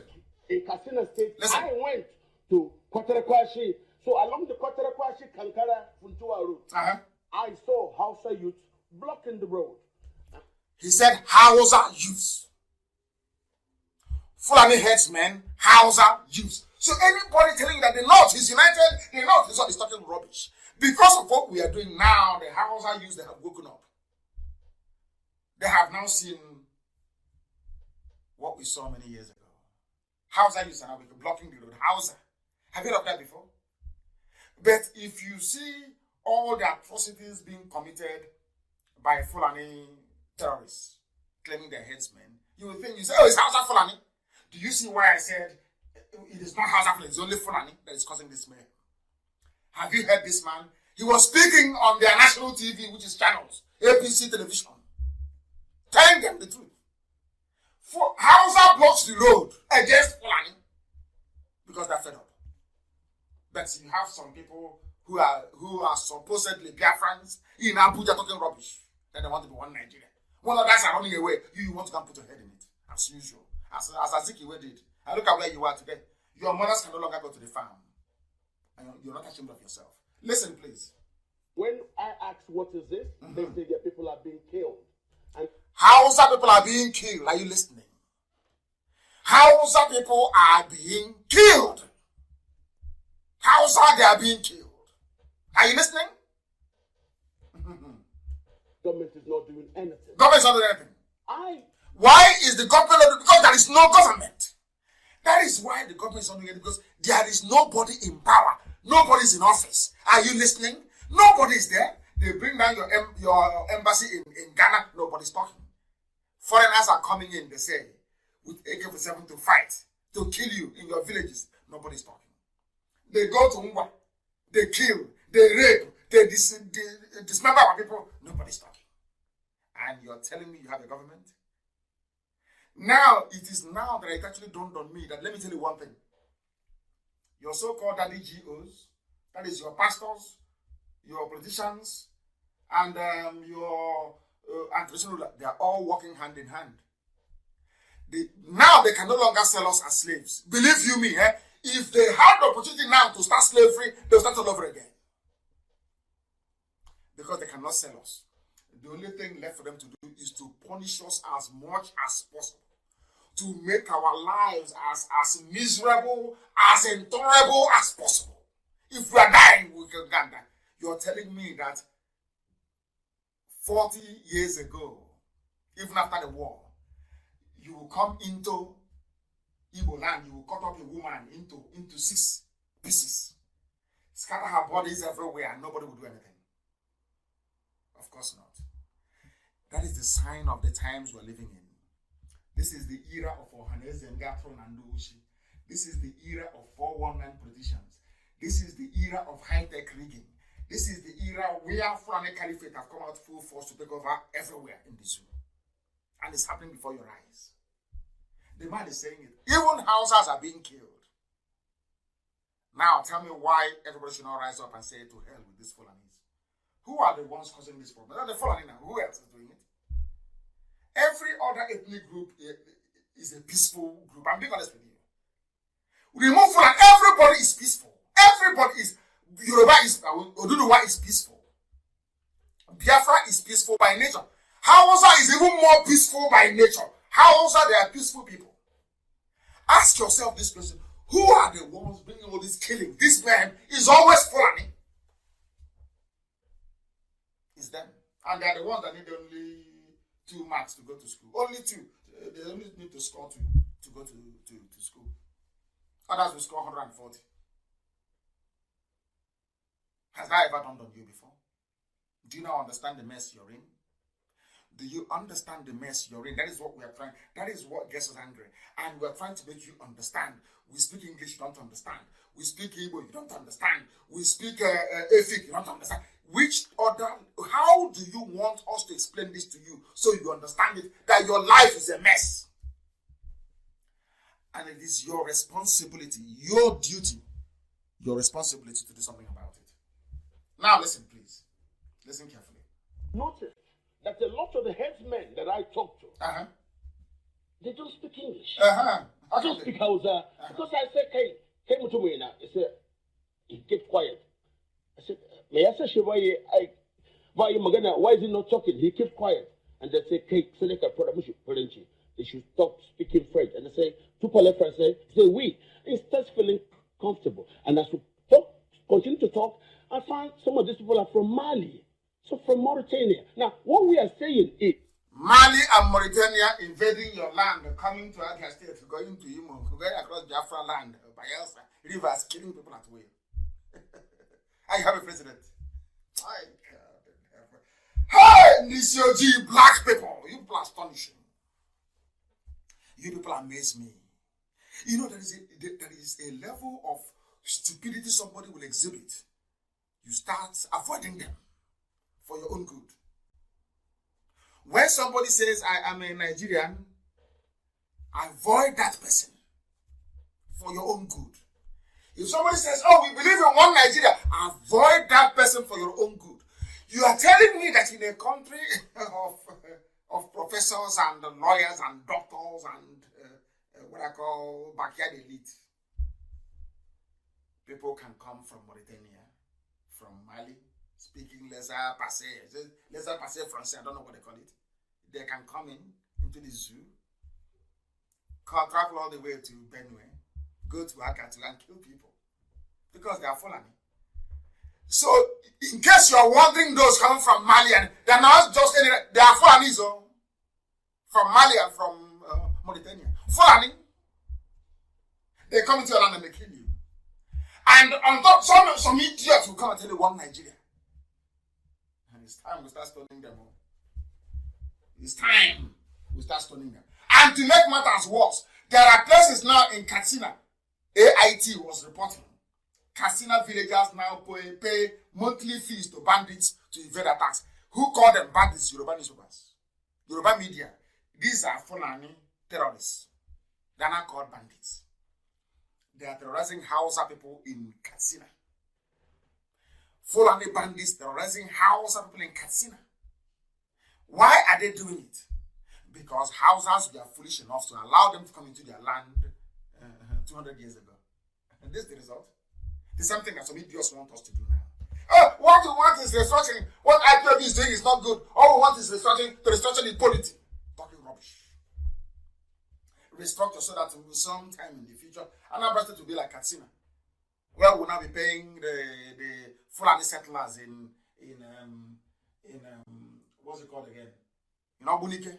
We're paying them now to maybe to go to stream to go and fetch water. You know they're in Obunike big time. They're there. Camped big time. And some idiots in the USA is claiming that from Obunike, they are just in the USA eating hamburger. Talking rubbish in America. Whereas their village is gone. That's how foolish they are. How foolish they are. You know there's something about us is that we don't see things or call things for what they are. The people of Obunike selling land and giving it to Fulani. So Fulani, Obunike is gone. Go there and fetch water, let's see. The same thing that the Hausas did, ignorantly and stupidly allowed Fulanis to come in. Today, they are as useless as the zoo itself. They are now paying bandits to be able. They are paying Fulani terrorists to be able to go and look for something to eat. In Nigeria, with a president, with a vice, with a chief of army staff, are you not daft? Are you not? Why won't I speak to you anyhow? Because you behave like a fool. I want me to give you respect. How is that possible? I'm asking you. How is that possible? How? Just tell me how. You're in a country with a president, and people are coming from Mali, from Mauritania to come and kill, and you keep quiet. And you're a president? You people are jokers. Honestly, you are all jokers, all of you. Jokers, all of you in the zoo. You are a complete and absolute mess. What some of you don't know, keep saying it, is that some of your criminal pastors are working hand in hand with these equally corrupt politicians who are not only corrupt but very mediocre. They know how to do nothing. You don't have no light, no electricity, because they are evil, their mind, the same slave trade mentality. You know, a black man to make a fellow black man suffer is what they enjoy most. Black people. That is the truth. If not, why would we be selling each other? Why did we sell our people? Now we want everybody to apologize to Africans. That's rubbish. Africans were the ones selling their own people. Nobody needs to apologize to us. I'm being honest with you. That is nonsense. Apologize for what? It was blacks that sold black people. If anyone is to apologize, black people from Africa should apologize to blacks in South America and blacks in North America. That's how to do it. We are the ones that sold people. If there's no market, nobody will buy anything. Now that all the supermarkets are shut, do you go out to buy anything? But if they open it, you go there, you buy something. It was Africans that opened the shop to say, we have our wives and our children to sell. And the world came to buy them. And sometimes when they come and there's no one to buy, they take it by force. That's how it is. That's why you have looting everywhere. Isn't it? If you go to buy something in the shop and they say, oh, we're not going to sell to you, you loot the shop and you need something, you take it. That's how life is. Africans opened up their land to say, I have my uncles to sell. Some will say, oh, I want to sell my mother. I don't have, let me sell my mom. And they say that without conscience. I want God to love you. You must be saying. That is the truth. Africans should be apologizing to black Americans for slave trade. Leave Barclays alone and leave Church of England alone. If you have no market, they will not be coming to buy from you. That's the truth. I am going to release our inquiry lines again, please. So if you see anything going wrong where you are, I want all of you to go and tell your pastor, your reverend father, whoever, you are a man, tell them next week Sunday is an assignment. They must speak out. If they don't know what to talk about, we'll tell them what to talk about. They must speak out and condemn what is happening. They must speak out and tell the truth that there is nobody in Asorok. Once they do it, things will be better for everybody. If they fail to do it, don't give them no offering. No offering. No tithes, no offering. They must speak the truth. They have the microphone and they must speak the truth. Wicked people everywhere. You see them? Publish those pictures, please. You see the pictures? They keep falling. When Jubril was there, they were going to see Jubril. Bishops, they go to see Jubril. They know that boy is not some Buhari they met in 2015. They know it. And they carry Bible, carrying the word of God, deceiving themselves. And I'm asking them, that boy you're going to see, is that Buhari? All these bishops going to Asorok, that boy is there. Of course, Jubril, he has not run away. The little, that comedian that is there now, that they gave a wife to last week, is that Buhari to you? That little boy is not even up to 25 years old. Is that Buhari to you? You're carrying the word of God, Bible. Some of you are carrying Quran. Come on to speak the truth. Because you don't want to speak the truth. And Buratai was able to go, not Buratai, who is there now? Maybe Ibrahim Gambari will send their Fulani hit squad in the army to come and kill you. And nobody will enjoy your private jet. And your choristers. You think we don't know? We know now. That is why you cannot speak the truth. And when I tell you the truth, you find it difficult to comprehend. Very difficult to comprehend. The pictures are there. Those that told you that, and of course, in a way, Buhari is a Messiah because Biafra is coming. I pray 7 times a day. And every day I tell God Almighty in heaven to go Biafra. I want my own Biafra this year. I don't want it this year. I want Biafra in 2020. I don't want 2021. No, this year. And this is a time for us to work very hard. Do exactly as I tell you and you see what will happen. We must move to Twitter. You can see what Facebook is doing. We must move to Twitter. Before they buy up Twitter as well. We must move. They've done this thing to us before. In Israel, they bought the company using a cover in America to buy it. And they terminated our contract. They tore up our contract as a result of that. They have now bribed Facebook. And the Yorubas working with Facebook. We must go to Twitter. I've been sounding this note of warning. Some of you don't want to hear. We must go to Twitter now. Because something will happen this year. We must go to Twitter to let the whole world know our story. If the world don't know, they have all the money, they have all the media, the Yoruba media is working with them because Yoruba is half Islam, half Christian. So Yoruba will always work with the Fulanis. Anybody telling you Yoruba will come and work with you is deceiving you. Yoruba will always work with Fulani forever and ever. That is the fact of life. That's the fact of life. Understand that very, very well, please. Please publish the numbers again on WhatsApp, please. WhatsApp only calls. Tell us what is happening in your church and your congregation.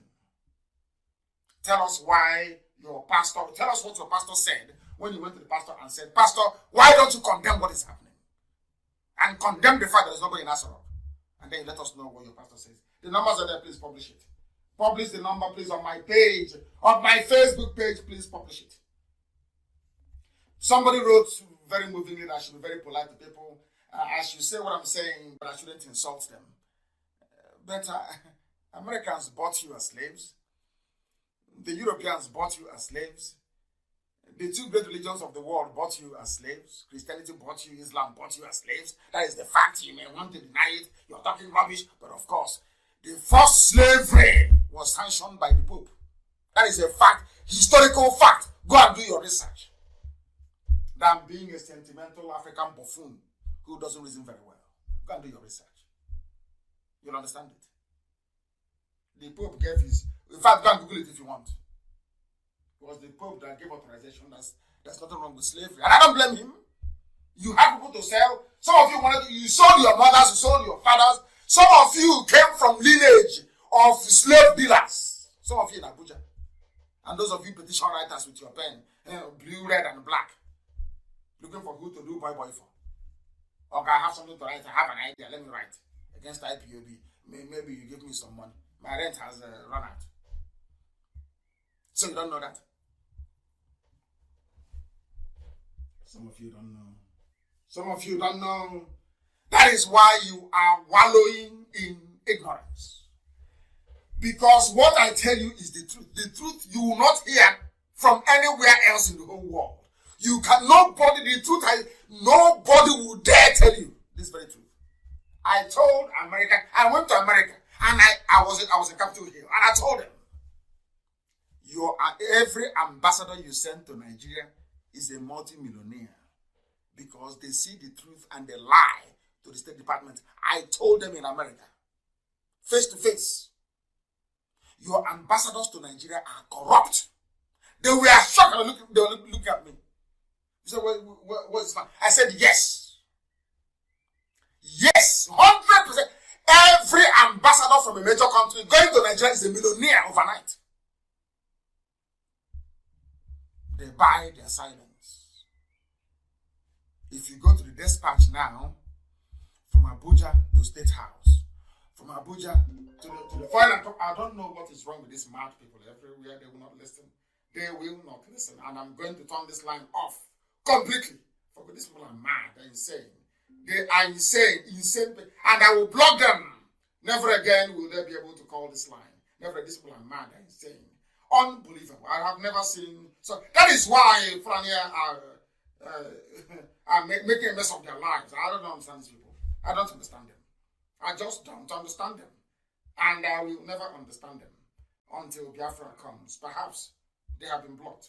They will not be able to call again forever and ever. That's how it goes.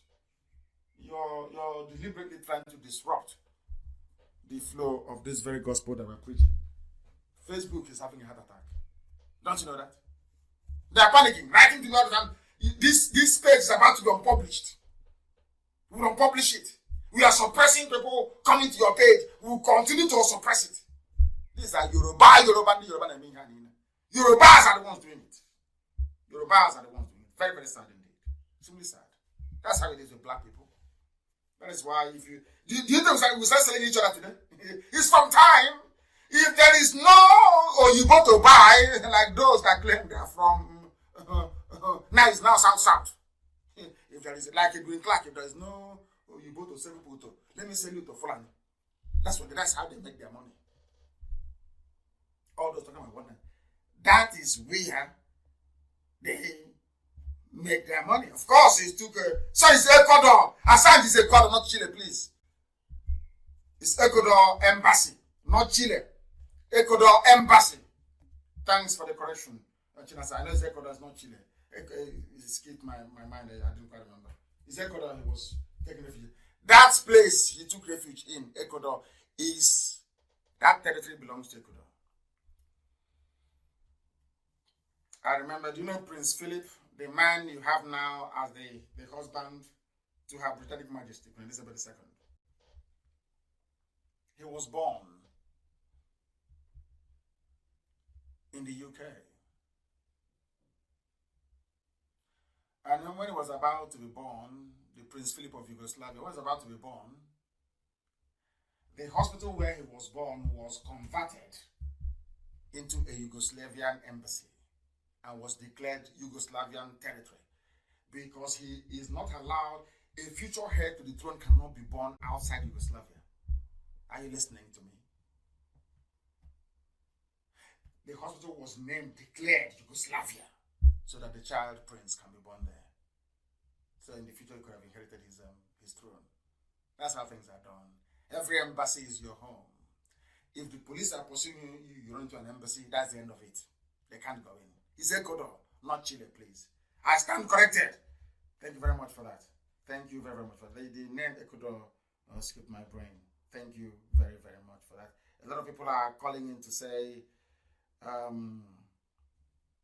don't want it. Don't call, please. No distraction. No distraction, please. And to tell you the mess you're in, which your pastors will never preach about. Remember the man called Magu? Remember what I told about? A while ago, I told them, I have not, I just want to, what is happening now is nothing. They're still holding Olisametu. And I told them, the more you hold Olisametu, the more mess you'll be in. Now, USA has opened investigation into Funtua and the rest of them.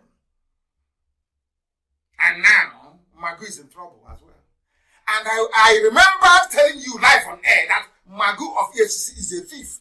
I said, my justification for calling for the release of audios of Kala and Olisametu is because those that claim they are prosecuting, they are thieves themselves. I told you live on air here. And now what has happened? Malami is now writing to the presidency because nobody is there. Nobody can move Magu now. How can they move him? There's no president. He says that, listen to this, the Attorney General of the Federation and Minister of Justice, Mr. Mbaka Malami, has recommended to whoever they are calling Buhari, I don't know who the person is, to sack Magu of EFCC. What did Magu do? He was diverting funds, which means looting the loot, and also insubordination. EFCC Magu, a Fulani man, is a thief, is a criminal, is a robber. But he put Olisametu in jail. Put Odjus Okalu in jail. Thankfully, Odjus Okalu is out. And Olisametu must come out. This is only the beginning. It's a Funtua. By the time we are done with the Fulani Caliphate or Emirate, none of you will go to the US again. All your assets that will be frozen. I told you, that executive order that Trump signed, you don't know what it means. Some of you don't know, because of course we don't read. How can we know? We don't read. Tomorrow somebody will tell me, oh, you're trying to value Caucasians over black people because we have failed to reason. And because we have failed to reason, there is no way I'm going to support evil. It's not possible. And when you are in a country where somebody who scores 2 out of 150, they score 2. And they are made president. Somebody who scored 138, they say you are part of the 5%, you will not even appoint you, will not even consider you. And you're in that country. And you're supporting that country. How do you want me to describe you? How, I ask you, how do you want me to describe you? The list has come out. You'll be like Southern Sudan. I say yes, so may Biafra be like Southern Sudan, because today, Southern Sudan is the fastest growing economy in the whole of Africa. The fastest growing economy in Africa. The fastest growing economy in Africa is South Sudan, because they are free from the Janjaweed of the north. And you're telling about one. What we want is a restructured Nigeria. We are talking rubbish. Nonsense. We are going. Elohim has broken this. What else do you want God to do for you? Is it God to come and do a miracle and buildings will come out and Biafra independence will be there? I've given an example with Jericho, the fall of the wall of Jericho. Elohim said, just walk around the wall 7 times. That's all. I'm asking you, you're not going to walk around that rock 7 times, so with your 2 feet, no? Go to Twitter. We need millions of people on Twitter. And then you see how we're going to collapse the zoo. Just overnight. Because there's nobody there. There is nobody there. There is no Buhari. There is no Sibajo. There is no Buhari. There is nobody there. You do as you like. Don't you know that? That's the end of the zoo. The people holding Nigeria are Yoruba Muslims who are intimidating the Yoruba Christians to align with their fellow brotherhood in the north. We have a pig somewhere, with his, snout in the trough, a pig. Yes, you are. That's all. So Biafra land is free. We are on our own. We have some traitors, that is true. We have, our nation has been established as a treacherous group of, how can I describe them? I have no words to describe them. The day their evil will make bare for all to see, that day you will know that these men they don't deserve to live. I'm telling you the truth. Because of them, that is why when your mother goes to the farm, they rape her. Some of your mother won't say that she's been raped. If our mothers tell us what they encounter in the farms every blessed day, then you will know.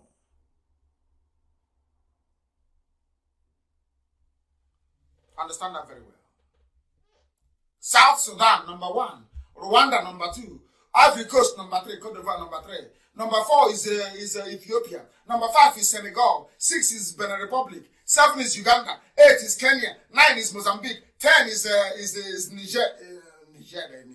Niger, anyway. Burkina Faso is number 11. There is no zoo. A Fulani woman that went to school with only 2 is in charge of your finance, and you want to be considered as a developing country, you are insane. It never happened.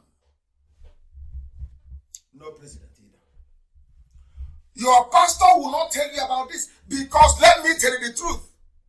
No amount of Holy Ghost fire can give you a job. The world is not like that. No amount of Holy Ghost fire or quoting of the Bible can give you accommodation. You can stand on the road, that's your potholed road, and pray and, call down fire from a mountain. That road will never be built.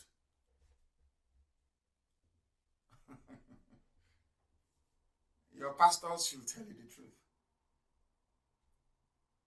It is government that creates the enabling environment that allows jobs to be created. I will teach the zoo something. You see the railways that are building all over the zoo, apart from Biafran. I was the person that gave them the idea when I was in detention at DSS. I gave them the idea to build railways. Me, Nnamdi Kanu.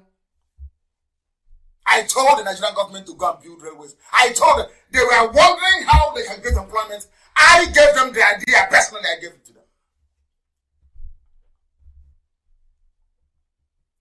But let me give them another advice. Maybe they're too corrupt, they will not be able to understand or implement it. It is called, I've preached this before, political economy. Political economy is the marriage of politics and economics. Now ask yourself, how did China become a major power in the whole world with so many entrepreneurs, billions of them? Are you telling me that all those people, they just transmuted from communism into capitalism overnight? Where did they get the capital from? That is the key thing. As an entrepreneur, where do you intend to get your initial capital from? In a country that is just emerging, what you need to do is you go through the phase of your development called the political economic phase, where the political aspirations match the economic potentials of that very nation. You marry the two together. In other words, you find the government financing capital projects, and those capital projects are built by the companies in that very country so that the money circulates. That is why in China you have Chinese firms, engineering firms, building skyscrapers, building roads, building bridges, building railways, building sewer systems. So the money stays within. Unlike the zoo, where you graduate nearly 10,000 engineers every year, but Julius Berger, a German firm, has a contract for life. Do you understand? So even your engineers do not have the opportunity to learn to improve on their skills. They end up driving keke napep. Do you see how we have turned life upside down? The meaning of life does no longer exist. It doesn't exist anymore. That's how foolish we are. That was why people are now beginning to realize that Asorok is empty. Your daddy GO, they know about this, they will never ever utter any word. Because, believe it or not, some of these pastors, I said some of these pastors, they depend on corruption in the false federation of Nigeria to continue living large, buying aircraft at their own expense. Let me tell you one thing you don't know. If we do the work we are to become free today, every mega Yoruba church will collapse. Do you know why? People will focus all their energies on developing the land for everybody. And once people realize that prayer and fasting alone cannot give you a job, prayer and fasting cannot give you a house, prayer and fasting can never ever in your life give you a good road, they will abandon them. So for all these corrupt pastors to remain relevant, they need corruption in Nigeria, and they need the broken system of Nigeria to remain in place. Simple logic. Simple logic. Because are you telling me people will be busy? If Oduduwa were to be free today, or Biafra to be free, we will have time to go to church. We'll work 24 hours a day. We'll be working every day. We'll go to work.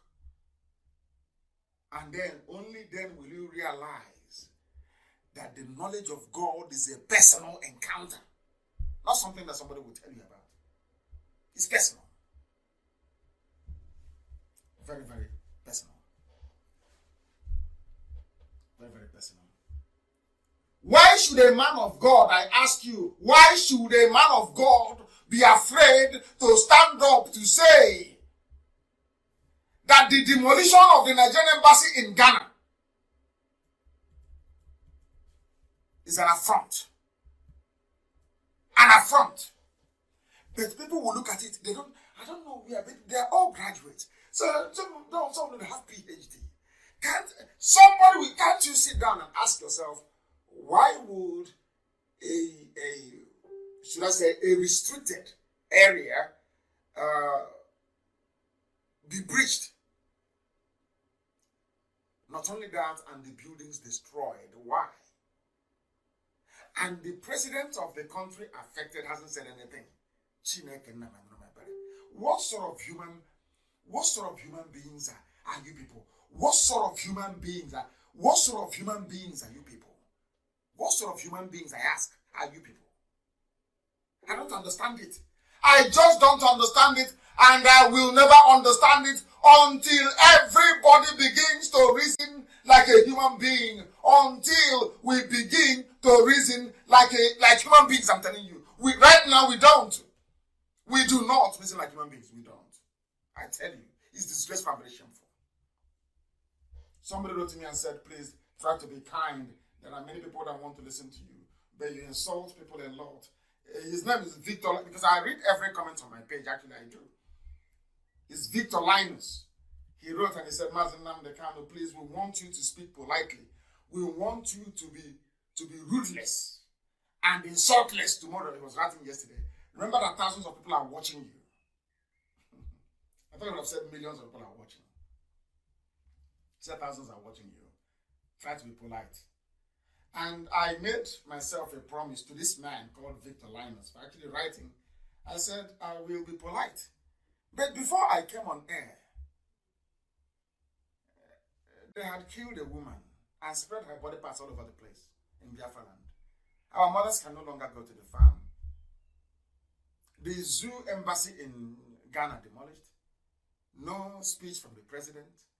No one is saying anything. Instead of a president, you have now the presidency. The head of EFCC indicted. Everybody can loot and steal as they wish. Why won't I insult those who are tolerating such intolerable behavior? That's what I'm asking. So you see, Victor Linus, is not my fault. As long as we continue to be stupid and foolish, it is my duty to continue to call out our people, because anything you do that is foolish, I will tell the whole world. Because this is the reason why we are still undeveloped. There was something that I came across and I was shocked.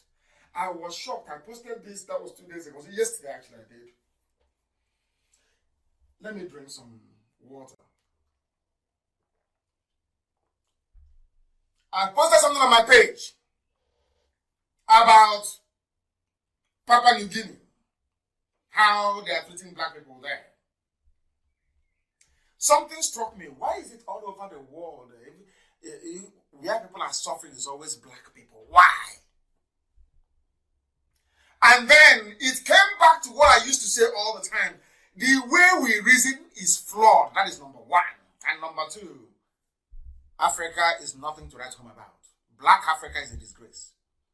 And as long as Black Africa is a disgrace, black people will continue to be disgraced all over the whole world. And Africa will remain in darkness until the light that is Biafra is allowed or is switched on, more or less. Until Biafra is switched on by virtue of independence, Africa will continue to dwell in darkness. And every black person anywhere in the world is a fair game. People can do to them whatever they like. Why am I saying this? Because even in Iraq, can you believe that? Black Iraqis, there are black people in Iraq as well. And they are suffering. I want it posted, please. The community, black people in Iraq, these are Iraqis, so they are black, of whom many are descendants of African slaves. We sold them also to Iraqis, as I told you before. Arabs came, they bought us. Europeans came, they bought us. Arabs that came to buy us brought Islam to us. We swallowed it hook, line, and sinker as the blacks we are. The Europeans, after buying us, taking us on the cheap, they gave us Christianity as compensation. That is why today you have a community of black people, descendants of slaves. They are in Iraq, and they are crying also. They said, what happened to George Floyd has taught them a lesson that they too are suffering in Iraq of all places. There are blacks there. How did they get there? Through slavery. And who sold them? Fellow black people in Africa. And you want God to love you. That is why that Bible you're carrying, sometimes you're wasting your time. What God wants you to do, you have not done it.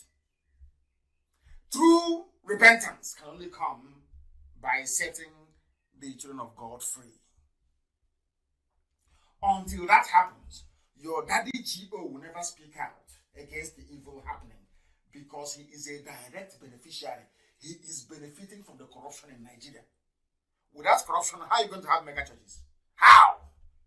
People go to church because they are suffering. People are in pain. There is hunger and poverty, so they have to go somewhere to look for a miracle. When you're comfortable and you're very wealthy, are you looking for a miracle? Then, only then can you worship God with clarity of mind and a sense of purpose. Not when you're hungry. You do anything to survive. If they say, give me that 100 naira you have now, so that God will bless you tomorrow, you have food tomorrow, you will give the person immediately. That is why they preach prosperity. They don't preach salvation. They preach prosperity. That God said, go and multiply you, I'll give you all the riches. And they are flying in their private aircrafts. And you can't even go to the farm to go and harvest cassava, to fry gari to sell, to pay the tithes for next week. And if you give them, they will take. They see all this evil happening, they say nothing. I am saying it now and I will keep saying it. We black people, we need to apologize for our role in slavery. We started the selling of people. We did. Africans did.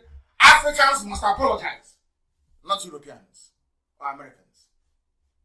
So in our next life, we'll learn how to value life. I've shown it to you in the book of Exodus. 21:16. The day we started selling people through the coastal region of Biafra land, through Ijo land, we started selling them. That was the day that God said bye-bye to Africa. That you people are evil. You are the only people in the history of humanity to commercialize the sale of your own people. In the history of the whole world. And you want God to, you're going against the word of God. I want God to love you. I think some people are insane. You don't know God.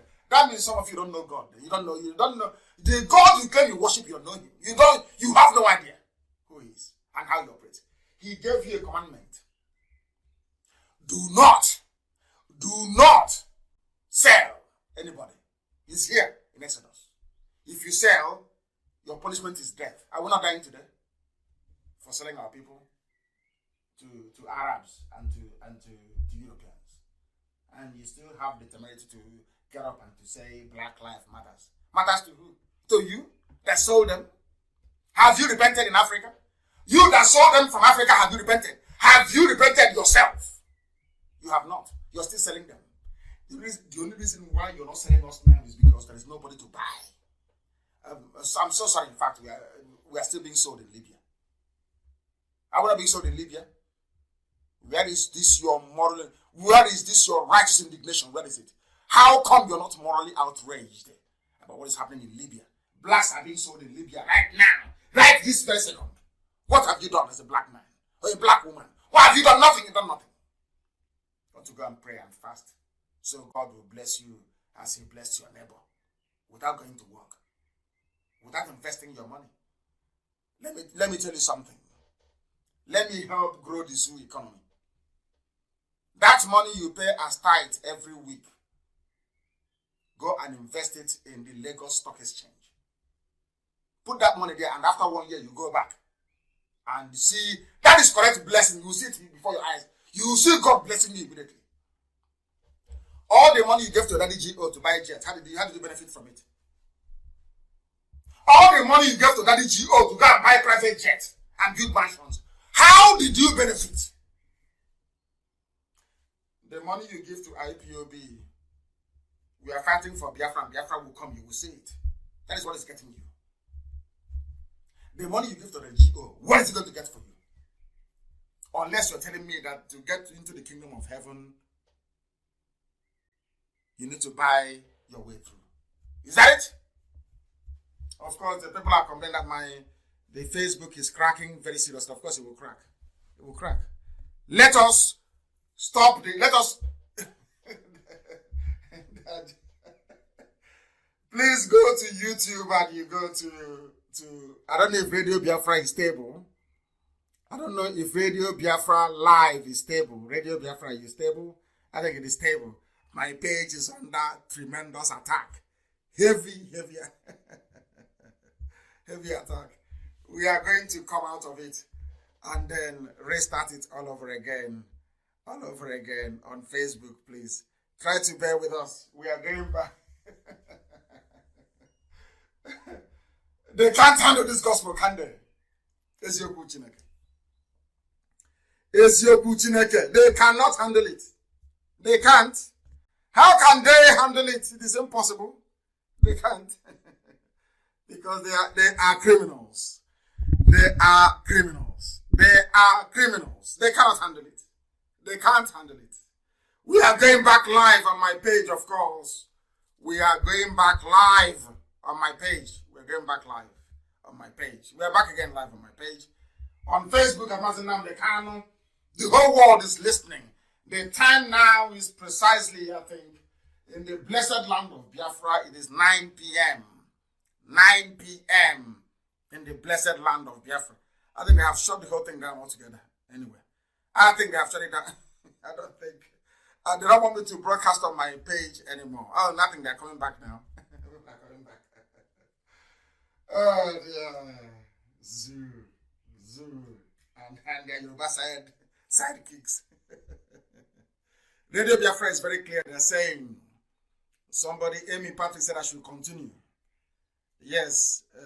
Abaneje, yes, they said I should continue. Radio Biafra is loud and clear. So Radio Biafra is okay then.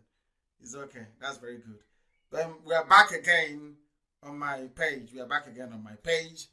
I don't even know. Now they're not even showing me how many people who are listening. They can't even tell me how many who are listening. That is how terrible it is. They are panicking.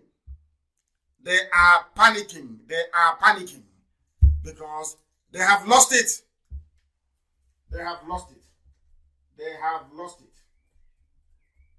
And we have won as usual.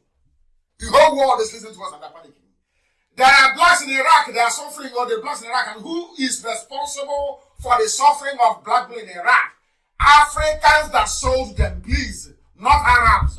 Africans that sold Africans into slavery should be ashamed of themselves. They should be ashamed of themselves. They're ashamed of themselves. Everywhere else is very clear, apart from my page. Then we must continue to preach, as Elohim has commanded us to. We must preach this very gospel. Now, there was a man that attempted to speak. And I keep asking, why are you silent? I asked the pastors, the religious leaders, those that claim that traditional rulers, how come all of a sudden the Sultan of Sokoto is no longer, Sultan of Sokoto, you no longer speak? You no longer talk. One tried to speak and he said that Buhari is not active anymore. That is a Pastor Ayodele. Instead of him to come out as a man of God to say Buhari is no longer alive, he said Buhari is no longer active, and we accept. And he said that the government will meet a greater challenge from IPOB. And I'm saying, of course, they will. 2020, hey, they will, oh, they must. They must. I'm planning to leave this year. This year. What am I doing in the zoo?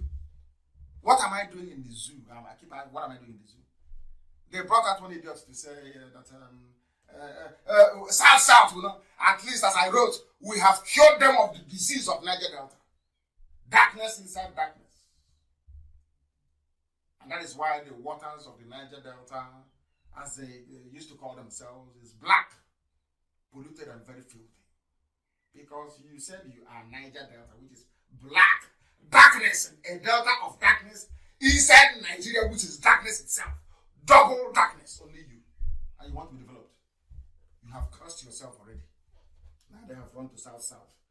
Now this Pastor Ayodele is telling you that the zoo is being on a time bomb. Why won't it be on a time bomb? Why not, I ask. Of course it will be on a time bomb. Why shouldn't it be? The question about money if we are going home this year. Or the zoo. Anyway, let me not say much. I will continue to focus my lectures on these critical areas, given that it has come to our understanding that the root of all the problems associated with the shameful plight of a black man, or should I say black people all around the world, stems from, it is coming from our subconscious ignorance. A black man is ignorant, subconsciously is ignorant of the facts of life. And what they have done is to wrap this very cleverly in this religion. They put it in religion, they wrap it. And that completes your stupidity. They take something and they wrap it in religion. That completes your idiocy. Religion cannot give us anything in life. It can only give you the grace of God. It cannot give you anything. Religion cannot give you nothing. Absolutely nothing. Only grace of God And grace of God is not the same thing as religion. There are people who don't go to church. They don't go to synagogue. They don't go to the mosque. And they are holy. Holier than those that go to all these places. If you don't know, let me tell you. We must continue. We need to continue. And as I said earlier, I want to crystallize, I want to substantiate the assertion I made earlier. I want to make it abundantly clear. They are hacking and attacking my page. My goodness me. Listen very carefully, please. Church of England and Bank of England apologize for historic slavery links. Anglican Church is saying today that the fact that they dabbled into slavery is a source of shame. Anglican Church, where some of us were baptized in.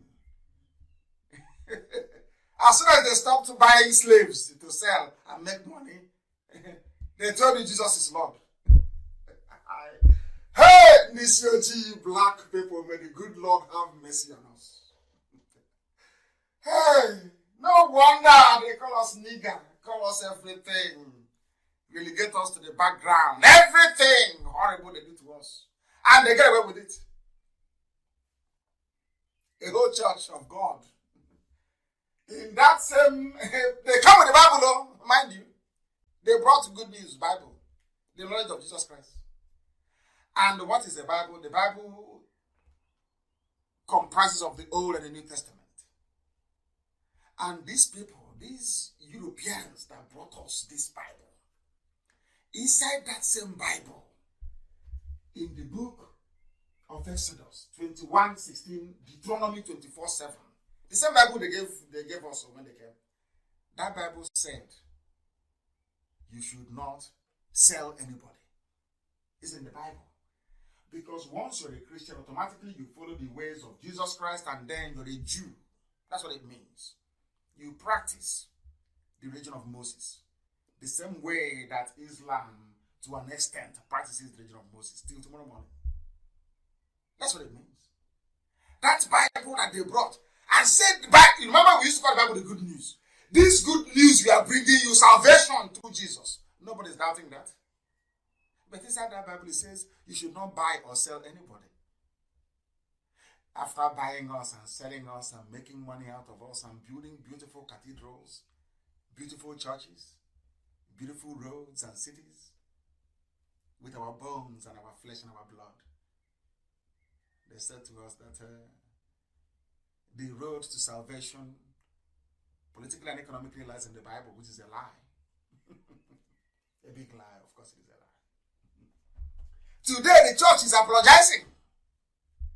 Church of England is apologizing. The church where some of us were baptized is apologizing for dehumanizing us as a race. Do you see where I have a problem with the brain of black people? It is not one priest or two, as it was with the Roman Catholicism and pedophilia. Not one or two. The whole church sat down, maybe did their synod meeting, and decided it will be economically viable for the Church of Jesus Christ, of Anglican Communion, to go and start selling fellow human beings from Africa to make money. A church. And as they were selling it, they were establishing their personages, establishing their churches, telling us about us good news. Black people. Black. Church of England, which is Anglican Church, Anglican Communion, apologize for their historic links to slavery. We are ashamed, so says the church. We are ashamed of doing something that God said you shouldn't do. And that thing was contained in the same Bible you brought to us to say this is good news from Jesus. And that good news from Jesus, Jesus said you shouldn't sell your fellow human beings. And you did, you made money from it. And after, I don't know, maybe 130 years, you're not apologizing. And we are still going to those churches.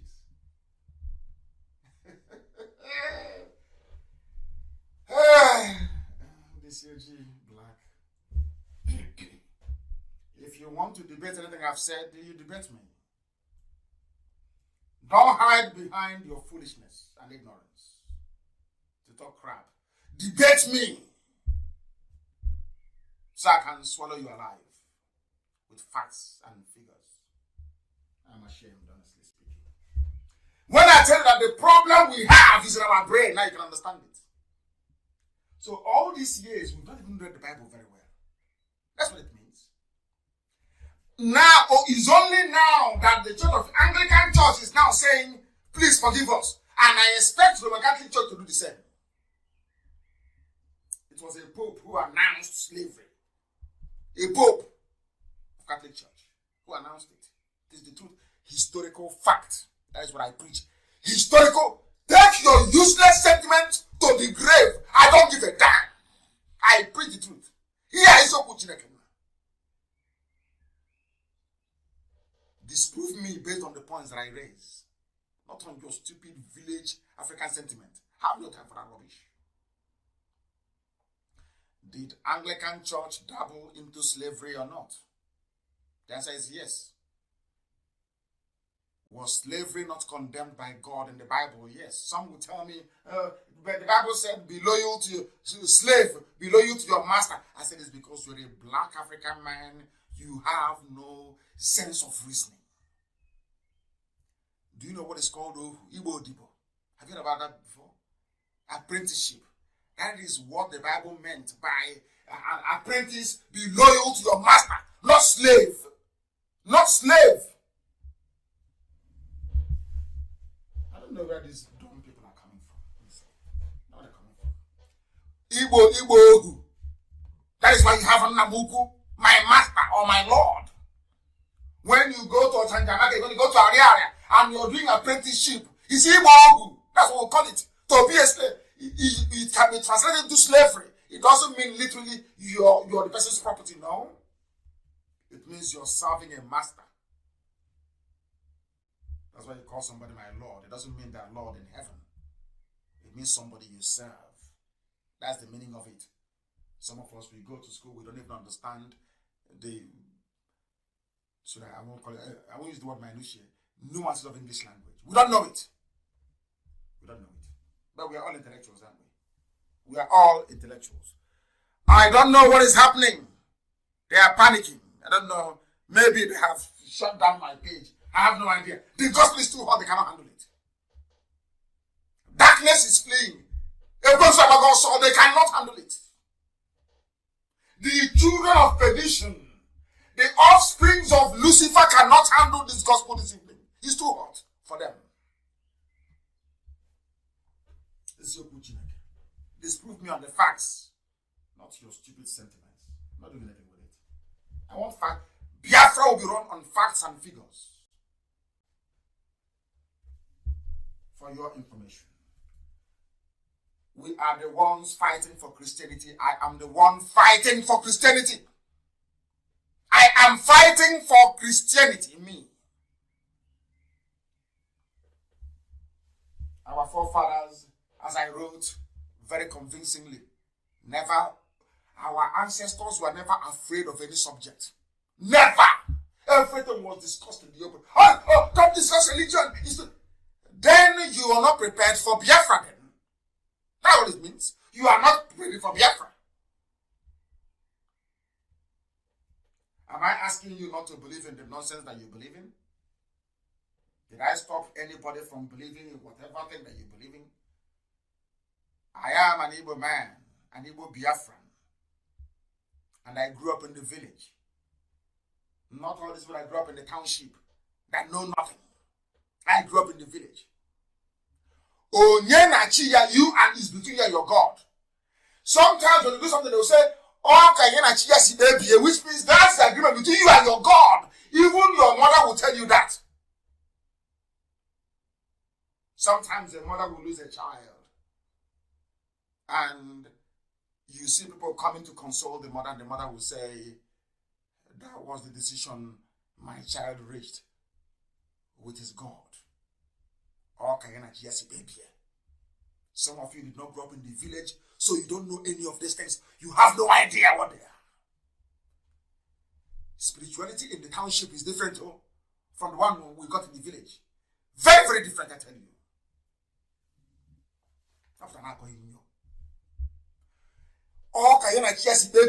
That is the decision he reached with his God. Even your mother will say it. Which means that everybody, spirituality and the knowledge of God is a personal thing. It is not a group thing. It is personal between you and your God. That is why somebody can come out and go to the Father's shrine and destroy it and start a new one.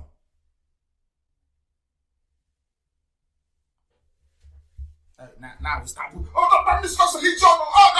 That was how they deceived you. That was why for nearly, let's say 300 years, you never knew, it never occurred to you that slavery is in the Bible. That God said no to slavery. Even the person that brought the Bible to you, he knew it was there because they wrote it. They gave it to you. Open the words. Oh, salvation is come from Jesus Christ. Jesus Christ is salvation, yes. Of course, we know that. But then they never showed you where he said that what the English were doing was wrong. What the Seventh Anglican Church was doing is wrong. You give us Bible with one hand, you take us as slaves with another hand. Now you're apologizing. These are the people. Had people not debated religion, do you think Anglican Church would apologize?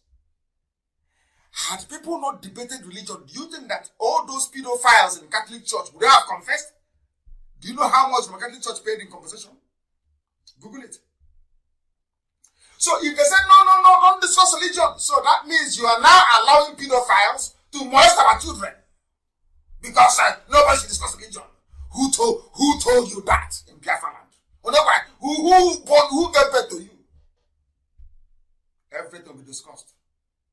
Everything will be discussed.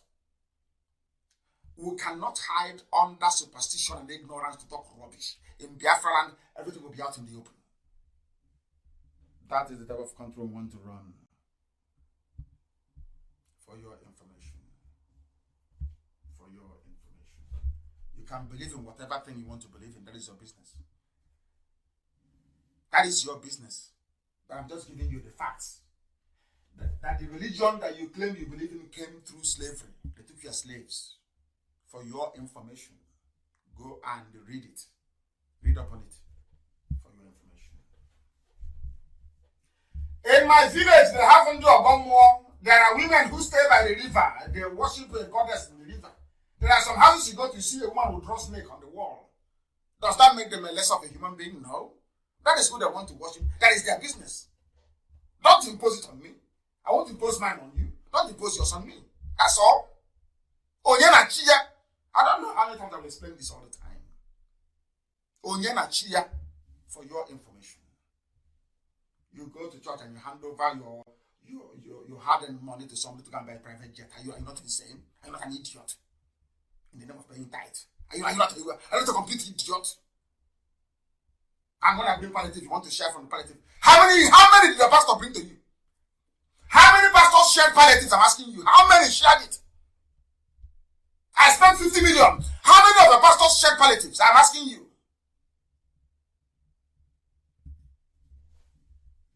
Go and buy the more jet now. And the gates of heaven will open for you. And you walk in. Mad, black people everywhere. Do you know the funniest thing? Even Christian Association of Nigeria, they don't have ordinary Twitter handle. So all the killings being done is nothing. They depend on newspapers writing their press statements for them.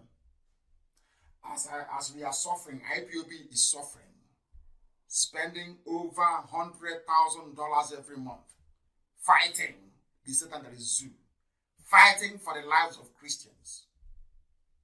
I have published the letter that I wrote many times to Trump and to Pompeo that prompted them, in fact, in line with There are people, other people who are working. Let me put it that way, please, before they start complaining tomorrow. I send them the kind of glory for something. I write. Go to my Twitter handle. You will see Christianity. Every blessed day I fight for Christians. Every day. You that you're a Christian, are you on Twitter? How many times have you tweeted any world power to say Christians are dying? Are you on Twitter? I'm asking you. A whole Christian Association of Nigeria is not on Twitter. I'm the one that tweets for them. And people are dying, they cannot do anything about it. They cannot do anything about it. That is how daft some of them are. There are good men, of course. There are good men of God. I'm not saying that. I think Coca also spoke again. Was it yesterday or today? He has spoken. I said it. He has spoken. Bishop Coca, the Catholic Bishop of Sokoto. Hassan Coca. Very outspoken. He spoke again yesterday. I like him. He speaks out. Most of the priests that helped Biafra till tomorrow, they're all Catholics. Mostly from Ireland. I like them. I respect them. It doesn't mean if I see something wrong, I will say it. Please. Alleged Christian, let me remind all of you, and I want to post it. Alleged Christian persecution. Presidency accuses IPOB of misleading the United States and the United Kingdom. Not Christian, not Kanu. IPOB.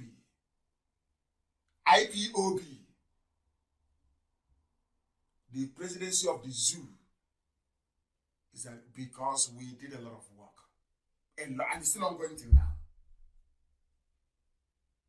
And some idiots will rise up and stupidly and ignorantly try to accuse us of being anti-Christian because they are foolish.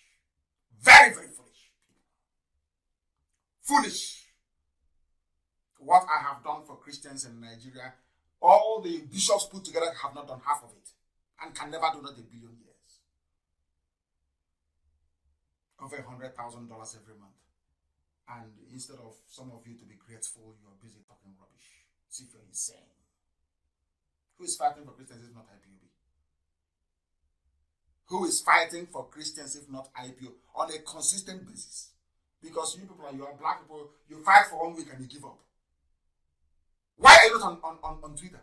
Because you cannot post selfie on Twitter. It's a serious platform. Are you on Twitter? So you don't know that you can reach world heads of state via Twitter? You don't know that? When the zoo presidency says IPOB is carrying this Christian matter on their head and lobbying governments of the world, some of you did not say it. You didn't say it, did you? We are spending our hard-earned money to try to make your lives better, to keep you safe in the zoo, and you're not grateful. You cannot be grateful. Something that your daddy Gio has never done and can never do. Are you telling me that Adebo, any of these people can bring out $100,000 a month to lobby to fight for you? I'm asking all the Christians in the zoo, God, Nigeria. Tell me the church that will bring out 100,000 every month to lobby and to fight for Christians. How many of you will do it? IPOB does it every month. Yet you're not grateful. Typical black people. Ungrateful people. A country of hypocrites. That was all your so-called daddy GOs, they were there, and IPOB was proscribed as a terrorist organization. Yes, all of you were there. Did you say anything? Did you do anything? No. But Mietiara is killing. Mietiara is everywhere, killing, raping, murdering people. They are not a terrorist group. But IPOB. Because light is in us and there is darkness in most of you. Darkness. Most of you. And you're afraid of the truth. I will tell you the truth. Look at in Mali. Reported by New York Times. Ordinary Mali in Bamako, in Mali, on Friday, people came out asking for the president to resign. They've had enough. But in the zoo, can you do it? I want to pose a very simple question to Christians in the zoo. Simple question. What do you think would happen if all of you were to come out tomorrow morning? All the daddy GOs in the zoo called Nigeria were to come out tomorrow morning and to say, enough is enough. Let everybody go on the streets and protest. The zoo will come to an end and your life will be better. But they will never do it. They will never ever do it. Do you know why?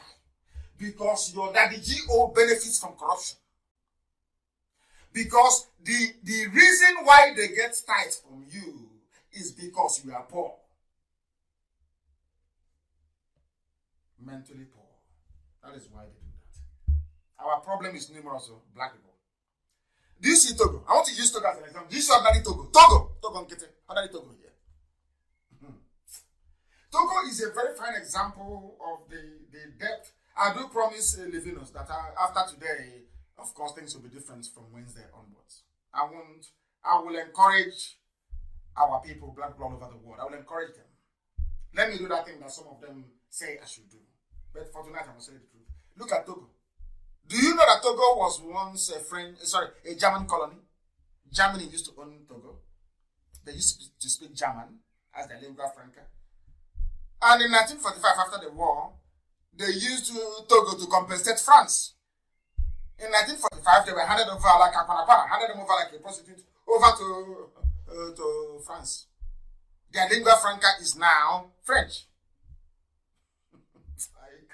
Hey, black people, black in this UG, black. And I'm telling you, if the world decides tomorrow to hand them over to Sweden, they will be Swedish. Only in Africa. And when you challenge them and say to them, the reason why they can hand you over like a parcel from one is because of the way you reason, they don't understand it. They think you hate them. They think you hate Christianity. I'm telling a black man, the way you reason is flawed. Togo is an example of the hopelessness of a black man. Before it was German. Now it is French. Are we okay at all? Oh, dear me. Unbelievable. And if we're not the same one. I'm from South. I'm from East-West and South. Despite the fact that it has no meaning. Somebody, I was discussing with Gina Samoa and he reminded me of something very important. Those who want to say, I asked somebody, why do you want an Igbo nation alone? He said, everybody has to be Igbo. Let us speak Igbo only. So we can be Igbo people, just one. And I asked him, let us count. He said, I asked him to start. He said 9. And then I remembered of something.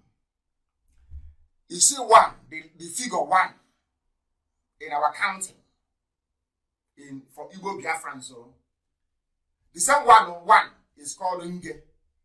It is called Otu. It is called 9. It's called Ofu. The same 1. So does it mean that all the people that call 1 Nge or 9, they are not the same people? They are different. One is from Benin, the other one is from Ado Ekiti.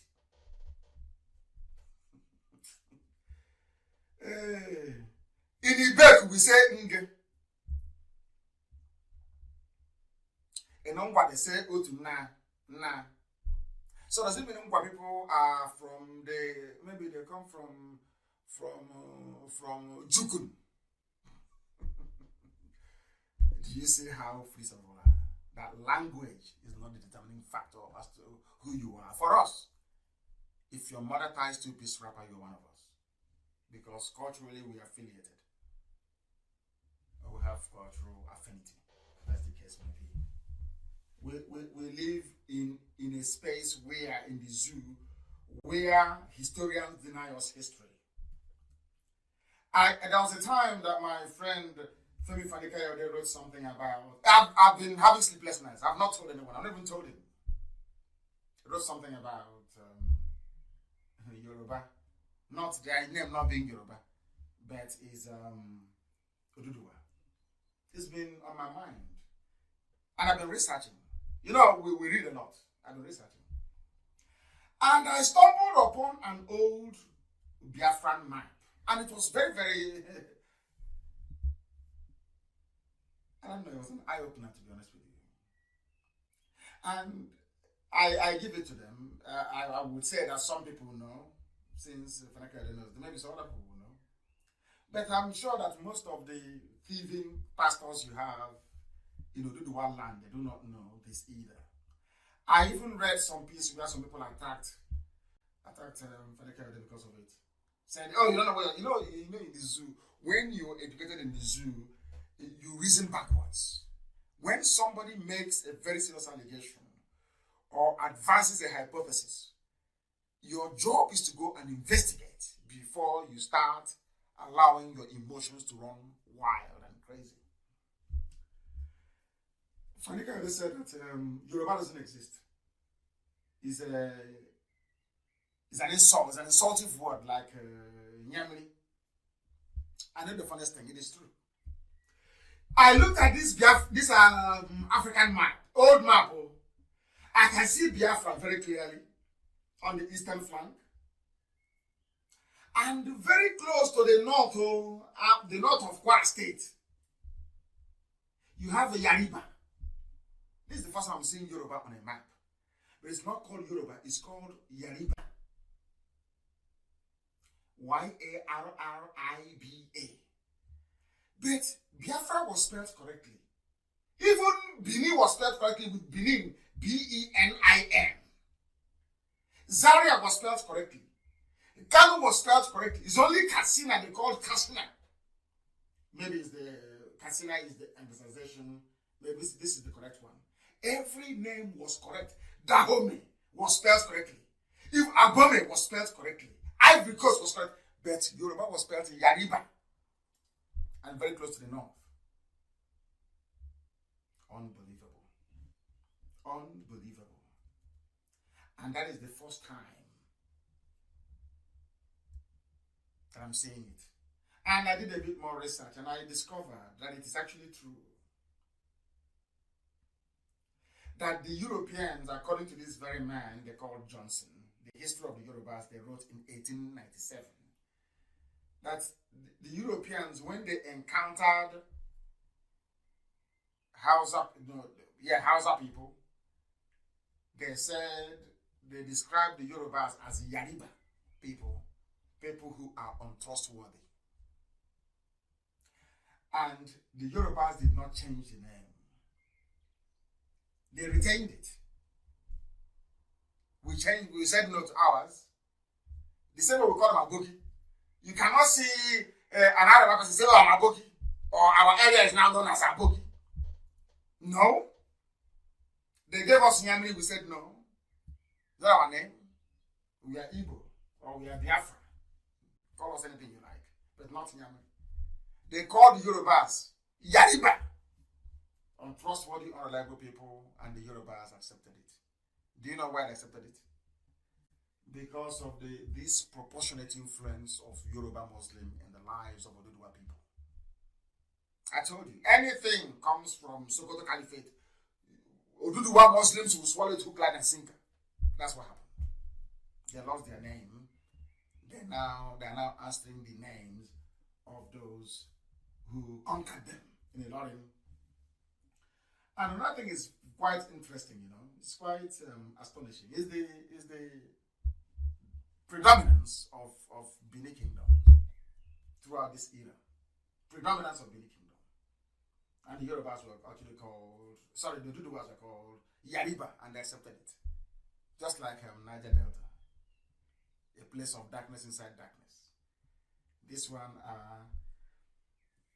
Yariba, meaning dubious people, and they accepted it. And as I told you, your name will always follow you. And what is happening today? Anyway, that is a story for another day. But Yoruba has no meaning. It's Oduduwa, is your name. I have this map. Please, can you publish it? So they can see it. Her name is Yariba. It's a very, very uncomfortable name to bear, to be honest with you. Very sad, indeed. Oduduwa children should rise up, and from today we refer to them as Oduduwa people, not Yoruba anymore, please. Because Yoruba doesn't exist. It was a very terrible name given to them by Fulani people, please.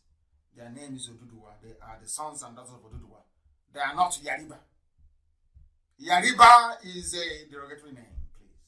It is here, and the map is here. Yariba. So Fani Kayode was right. Y-A-R-R-I-B-A. It's here in the map. Please, can you publish it so the world may know? It is free lesson that we give them here. We teach you history here for free. For free. The Janjaweeds are preparing to fight us. They are preparing to go to war. Our daughters are being cut into pieces and put everywhere. As usual, as you would expect them to be. Biafrans in America are sleeping.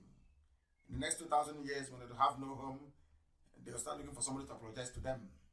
Now they have a chance to make a headway. They're not taking that opportunity. We must warn them. The defense of Biafra land will be done under one command.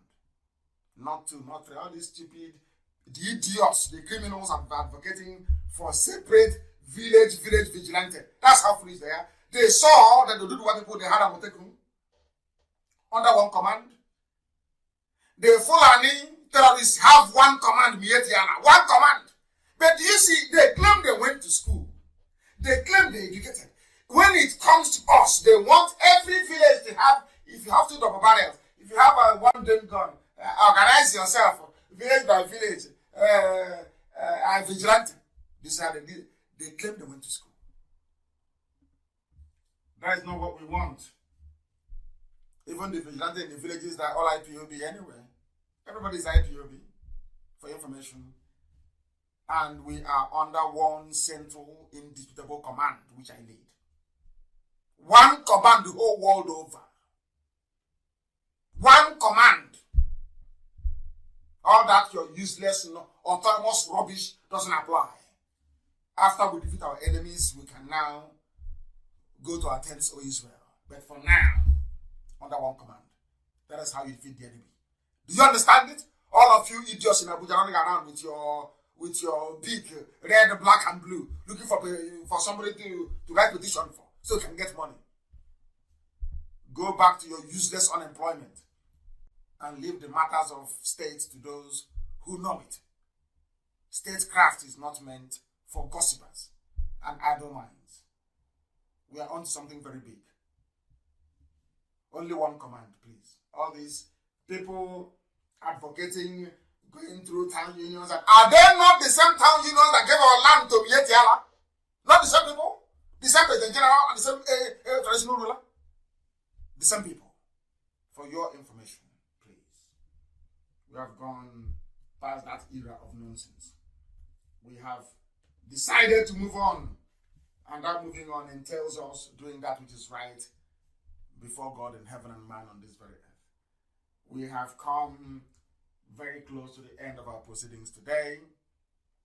And for those of you petitioning me and saying that I should be nice to black people, from Wednesday I will be. And let me see if you have changed sufficiently.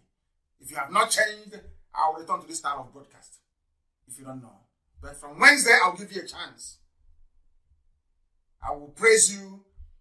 And I will expect you to do that worthy of somebody who is under praise, so to speak.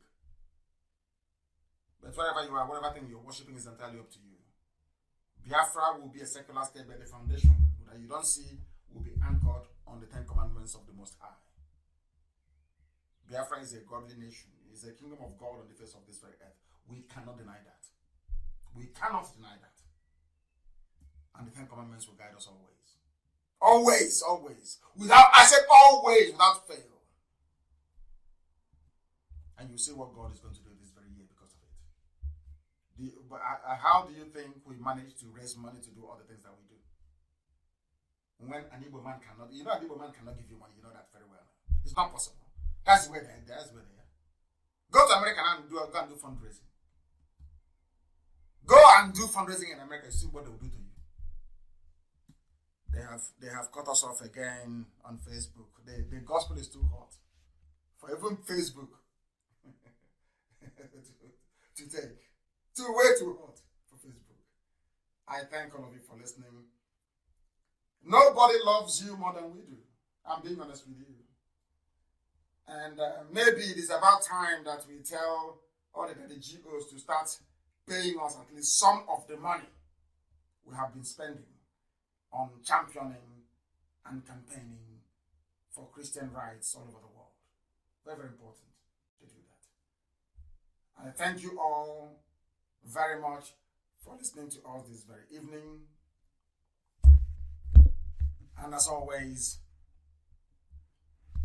Biafra is our religion. When they ask you, what is your religion, you tell them Biafra. Biafra is our religion. Here on Radio Biafra is where we worship. And we worship the only one true living God. The God of Eri. The God of Abraham, of Isaac, and of Jacob. The same God that David worshipped. The same God that Jesus Christ worshipped. And might I also add, the same God that even Prophet Muhammad called Allah. Indivisible. One God. And under whose command and grace we do all that we do. Let me repeat. Biafra is our religion. Here on Radio Biafra is where we worship. Because Chukwu Kika Biama Promi Adonai.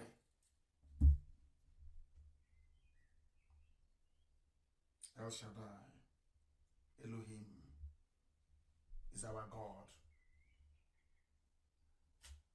From me, from here, it is good evening.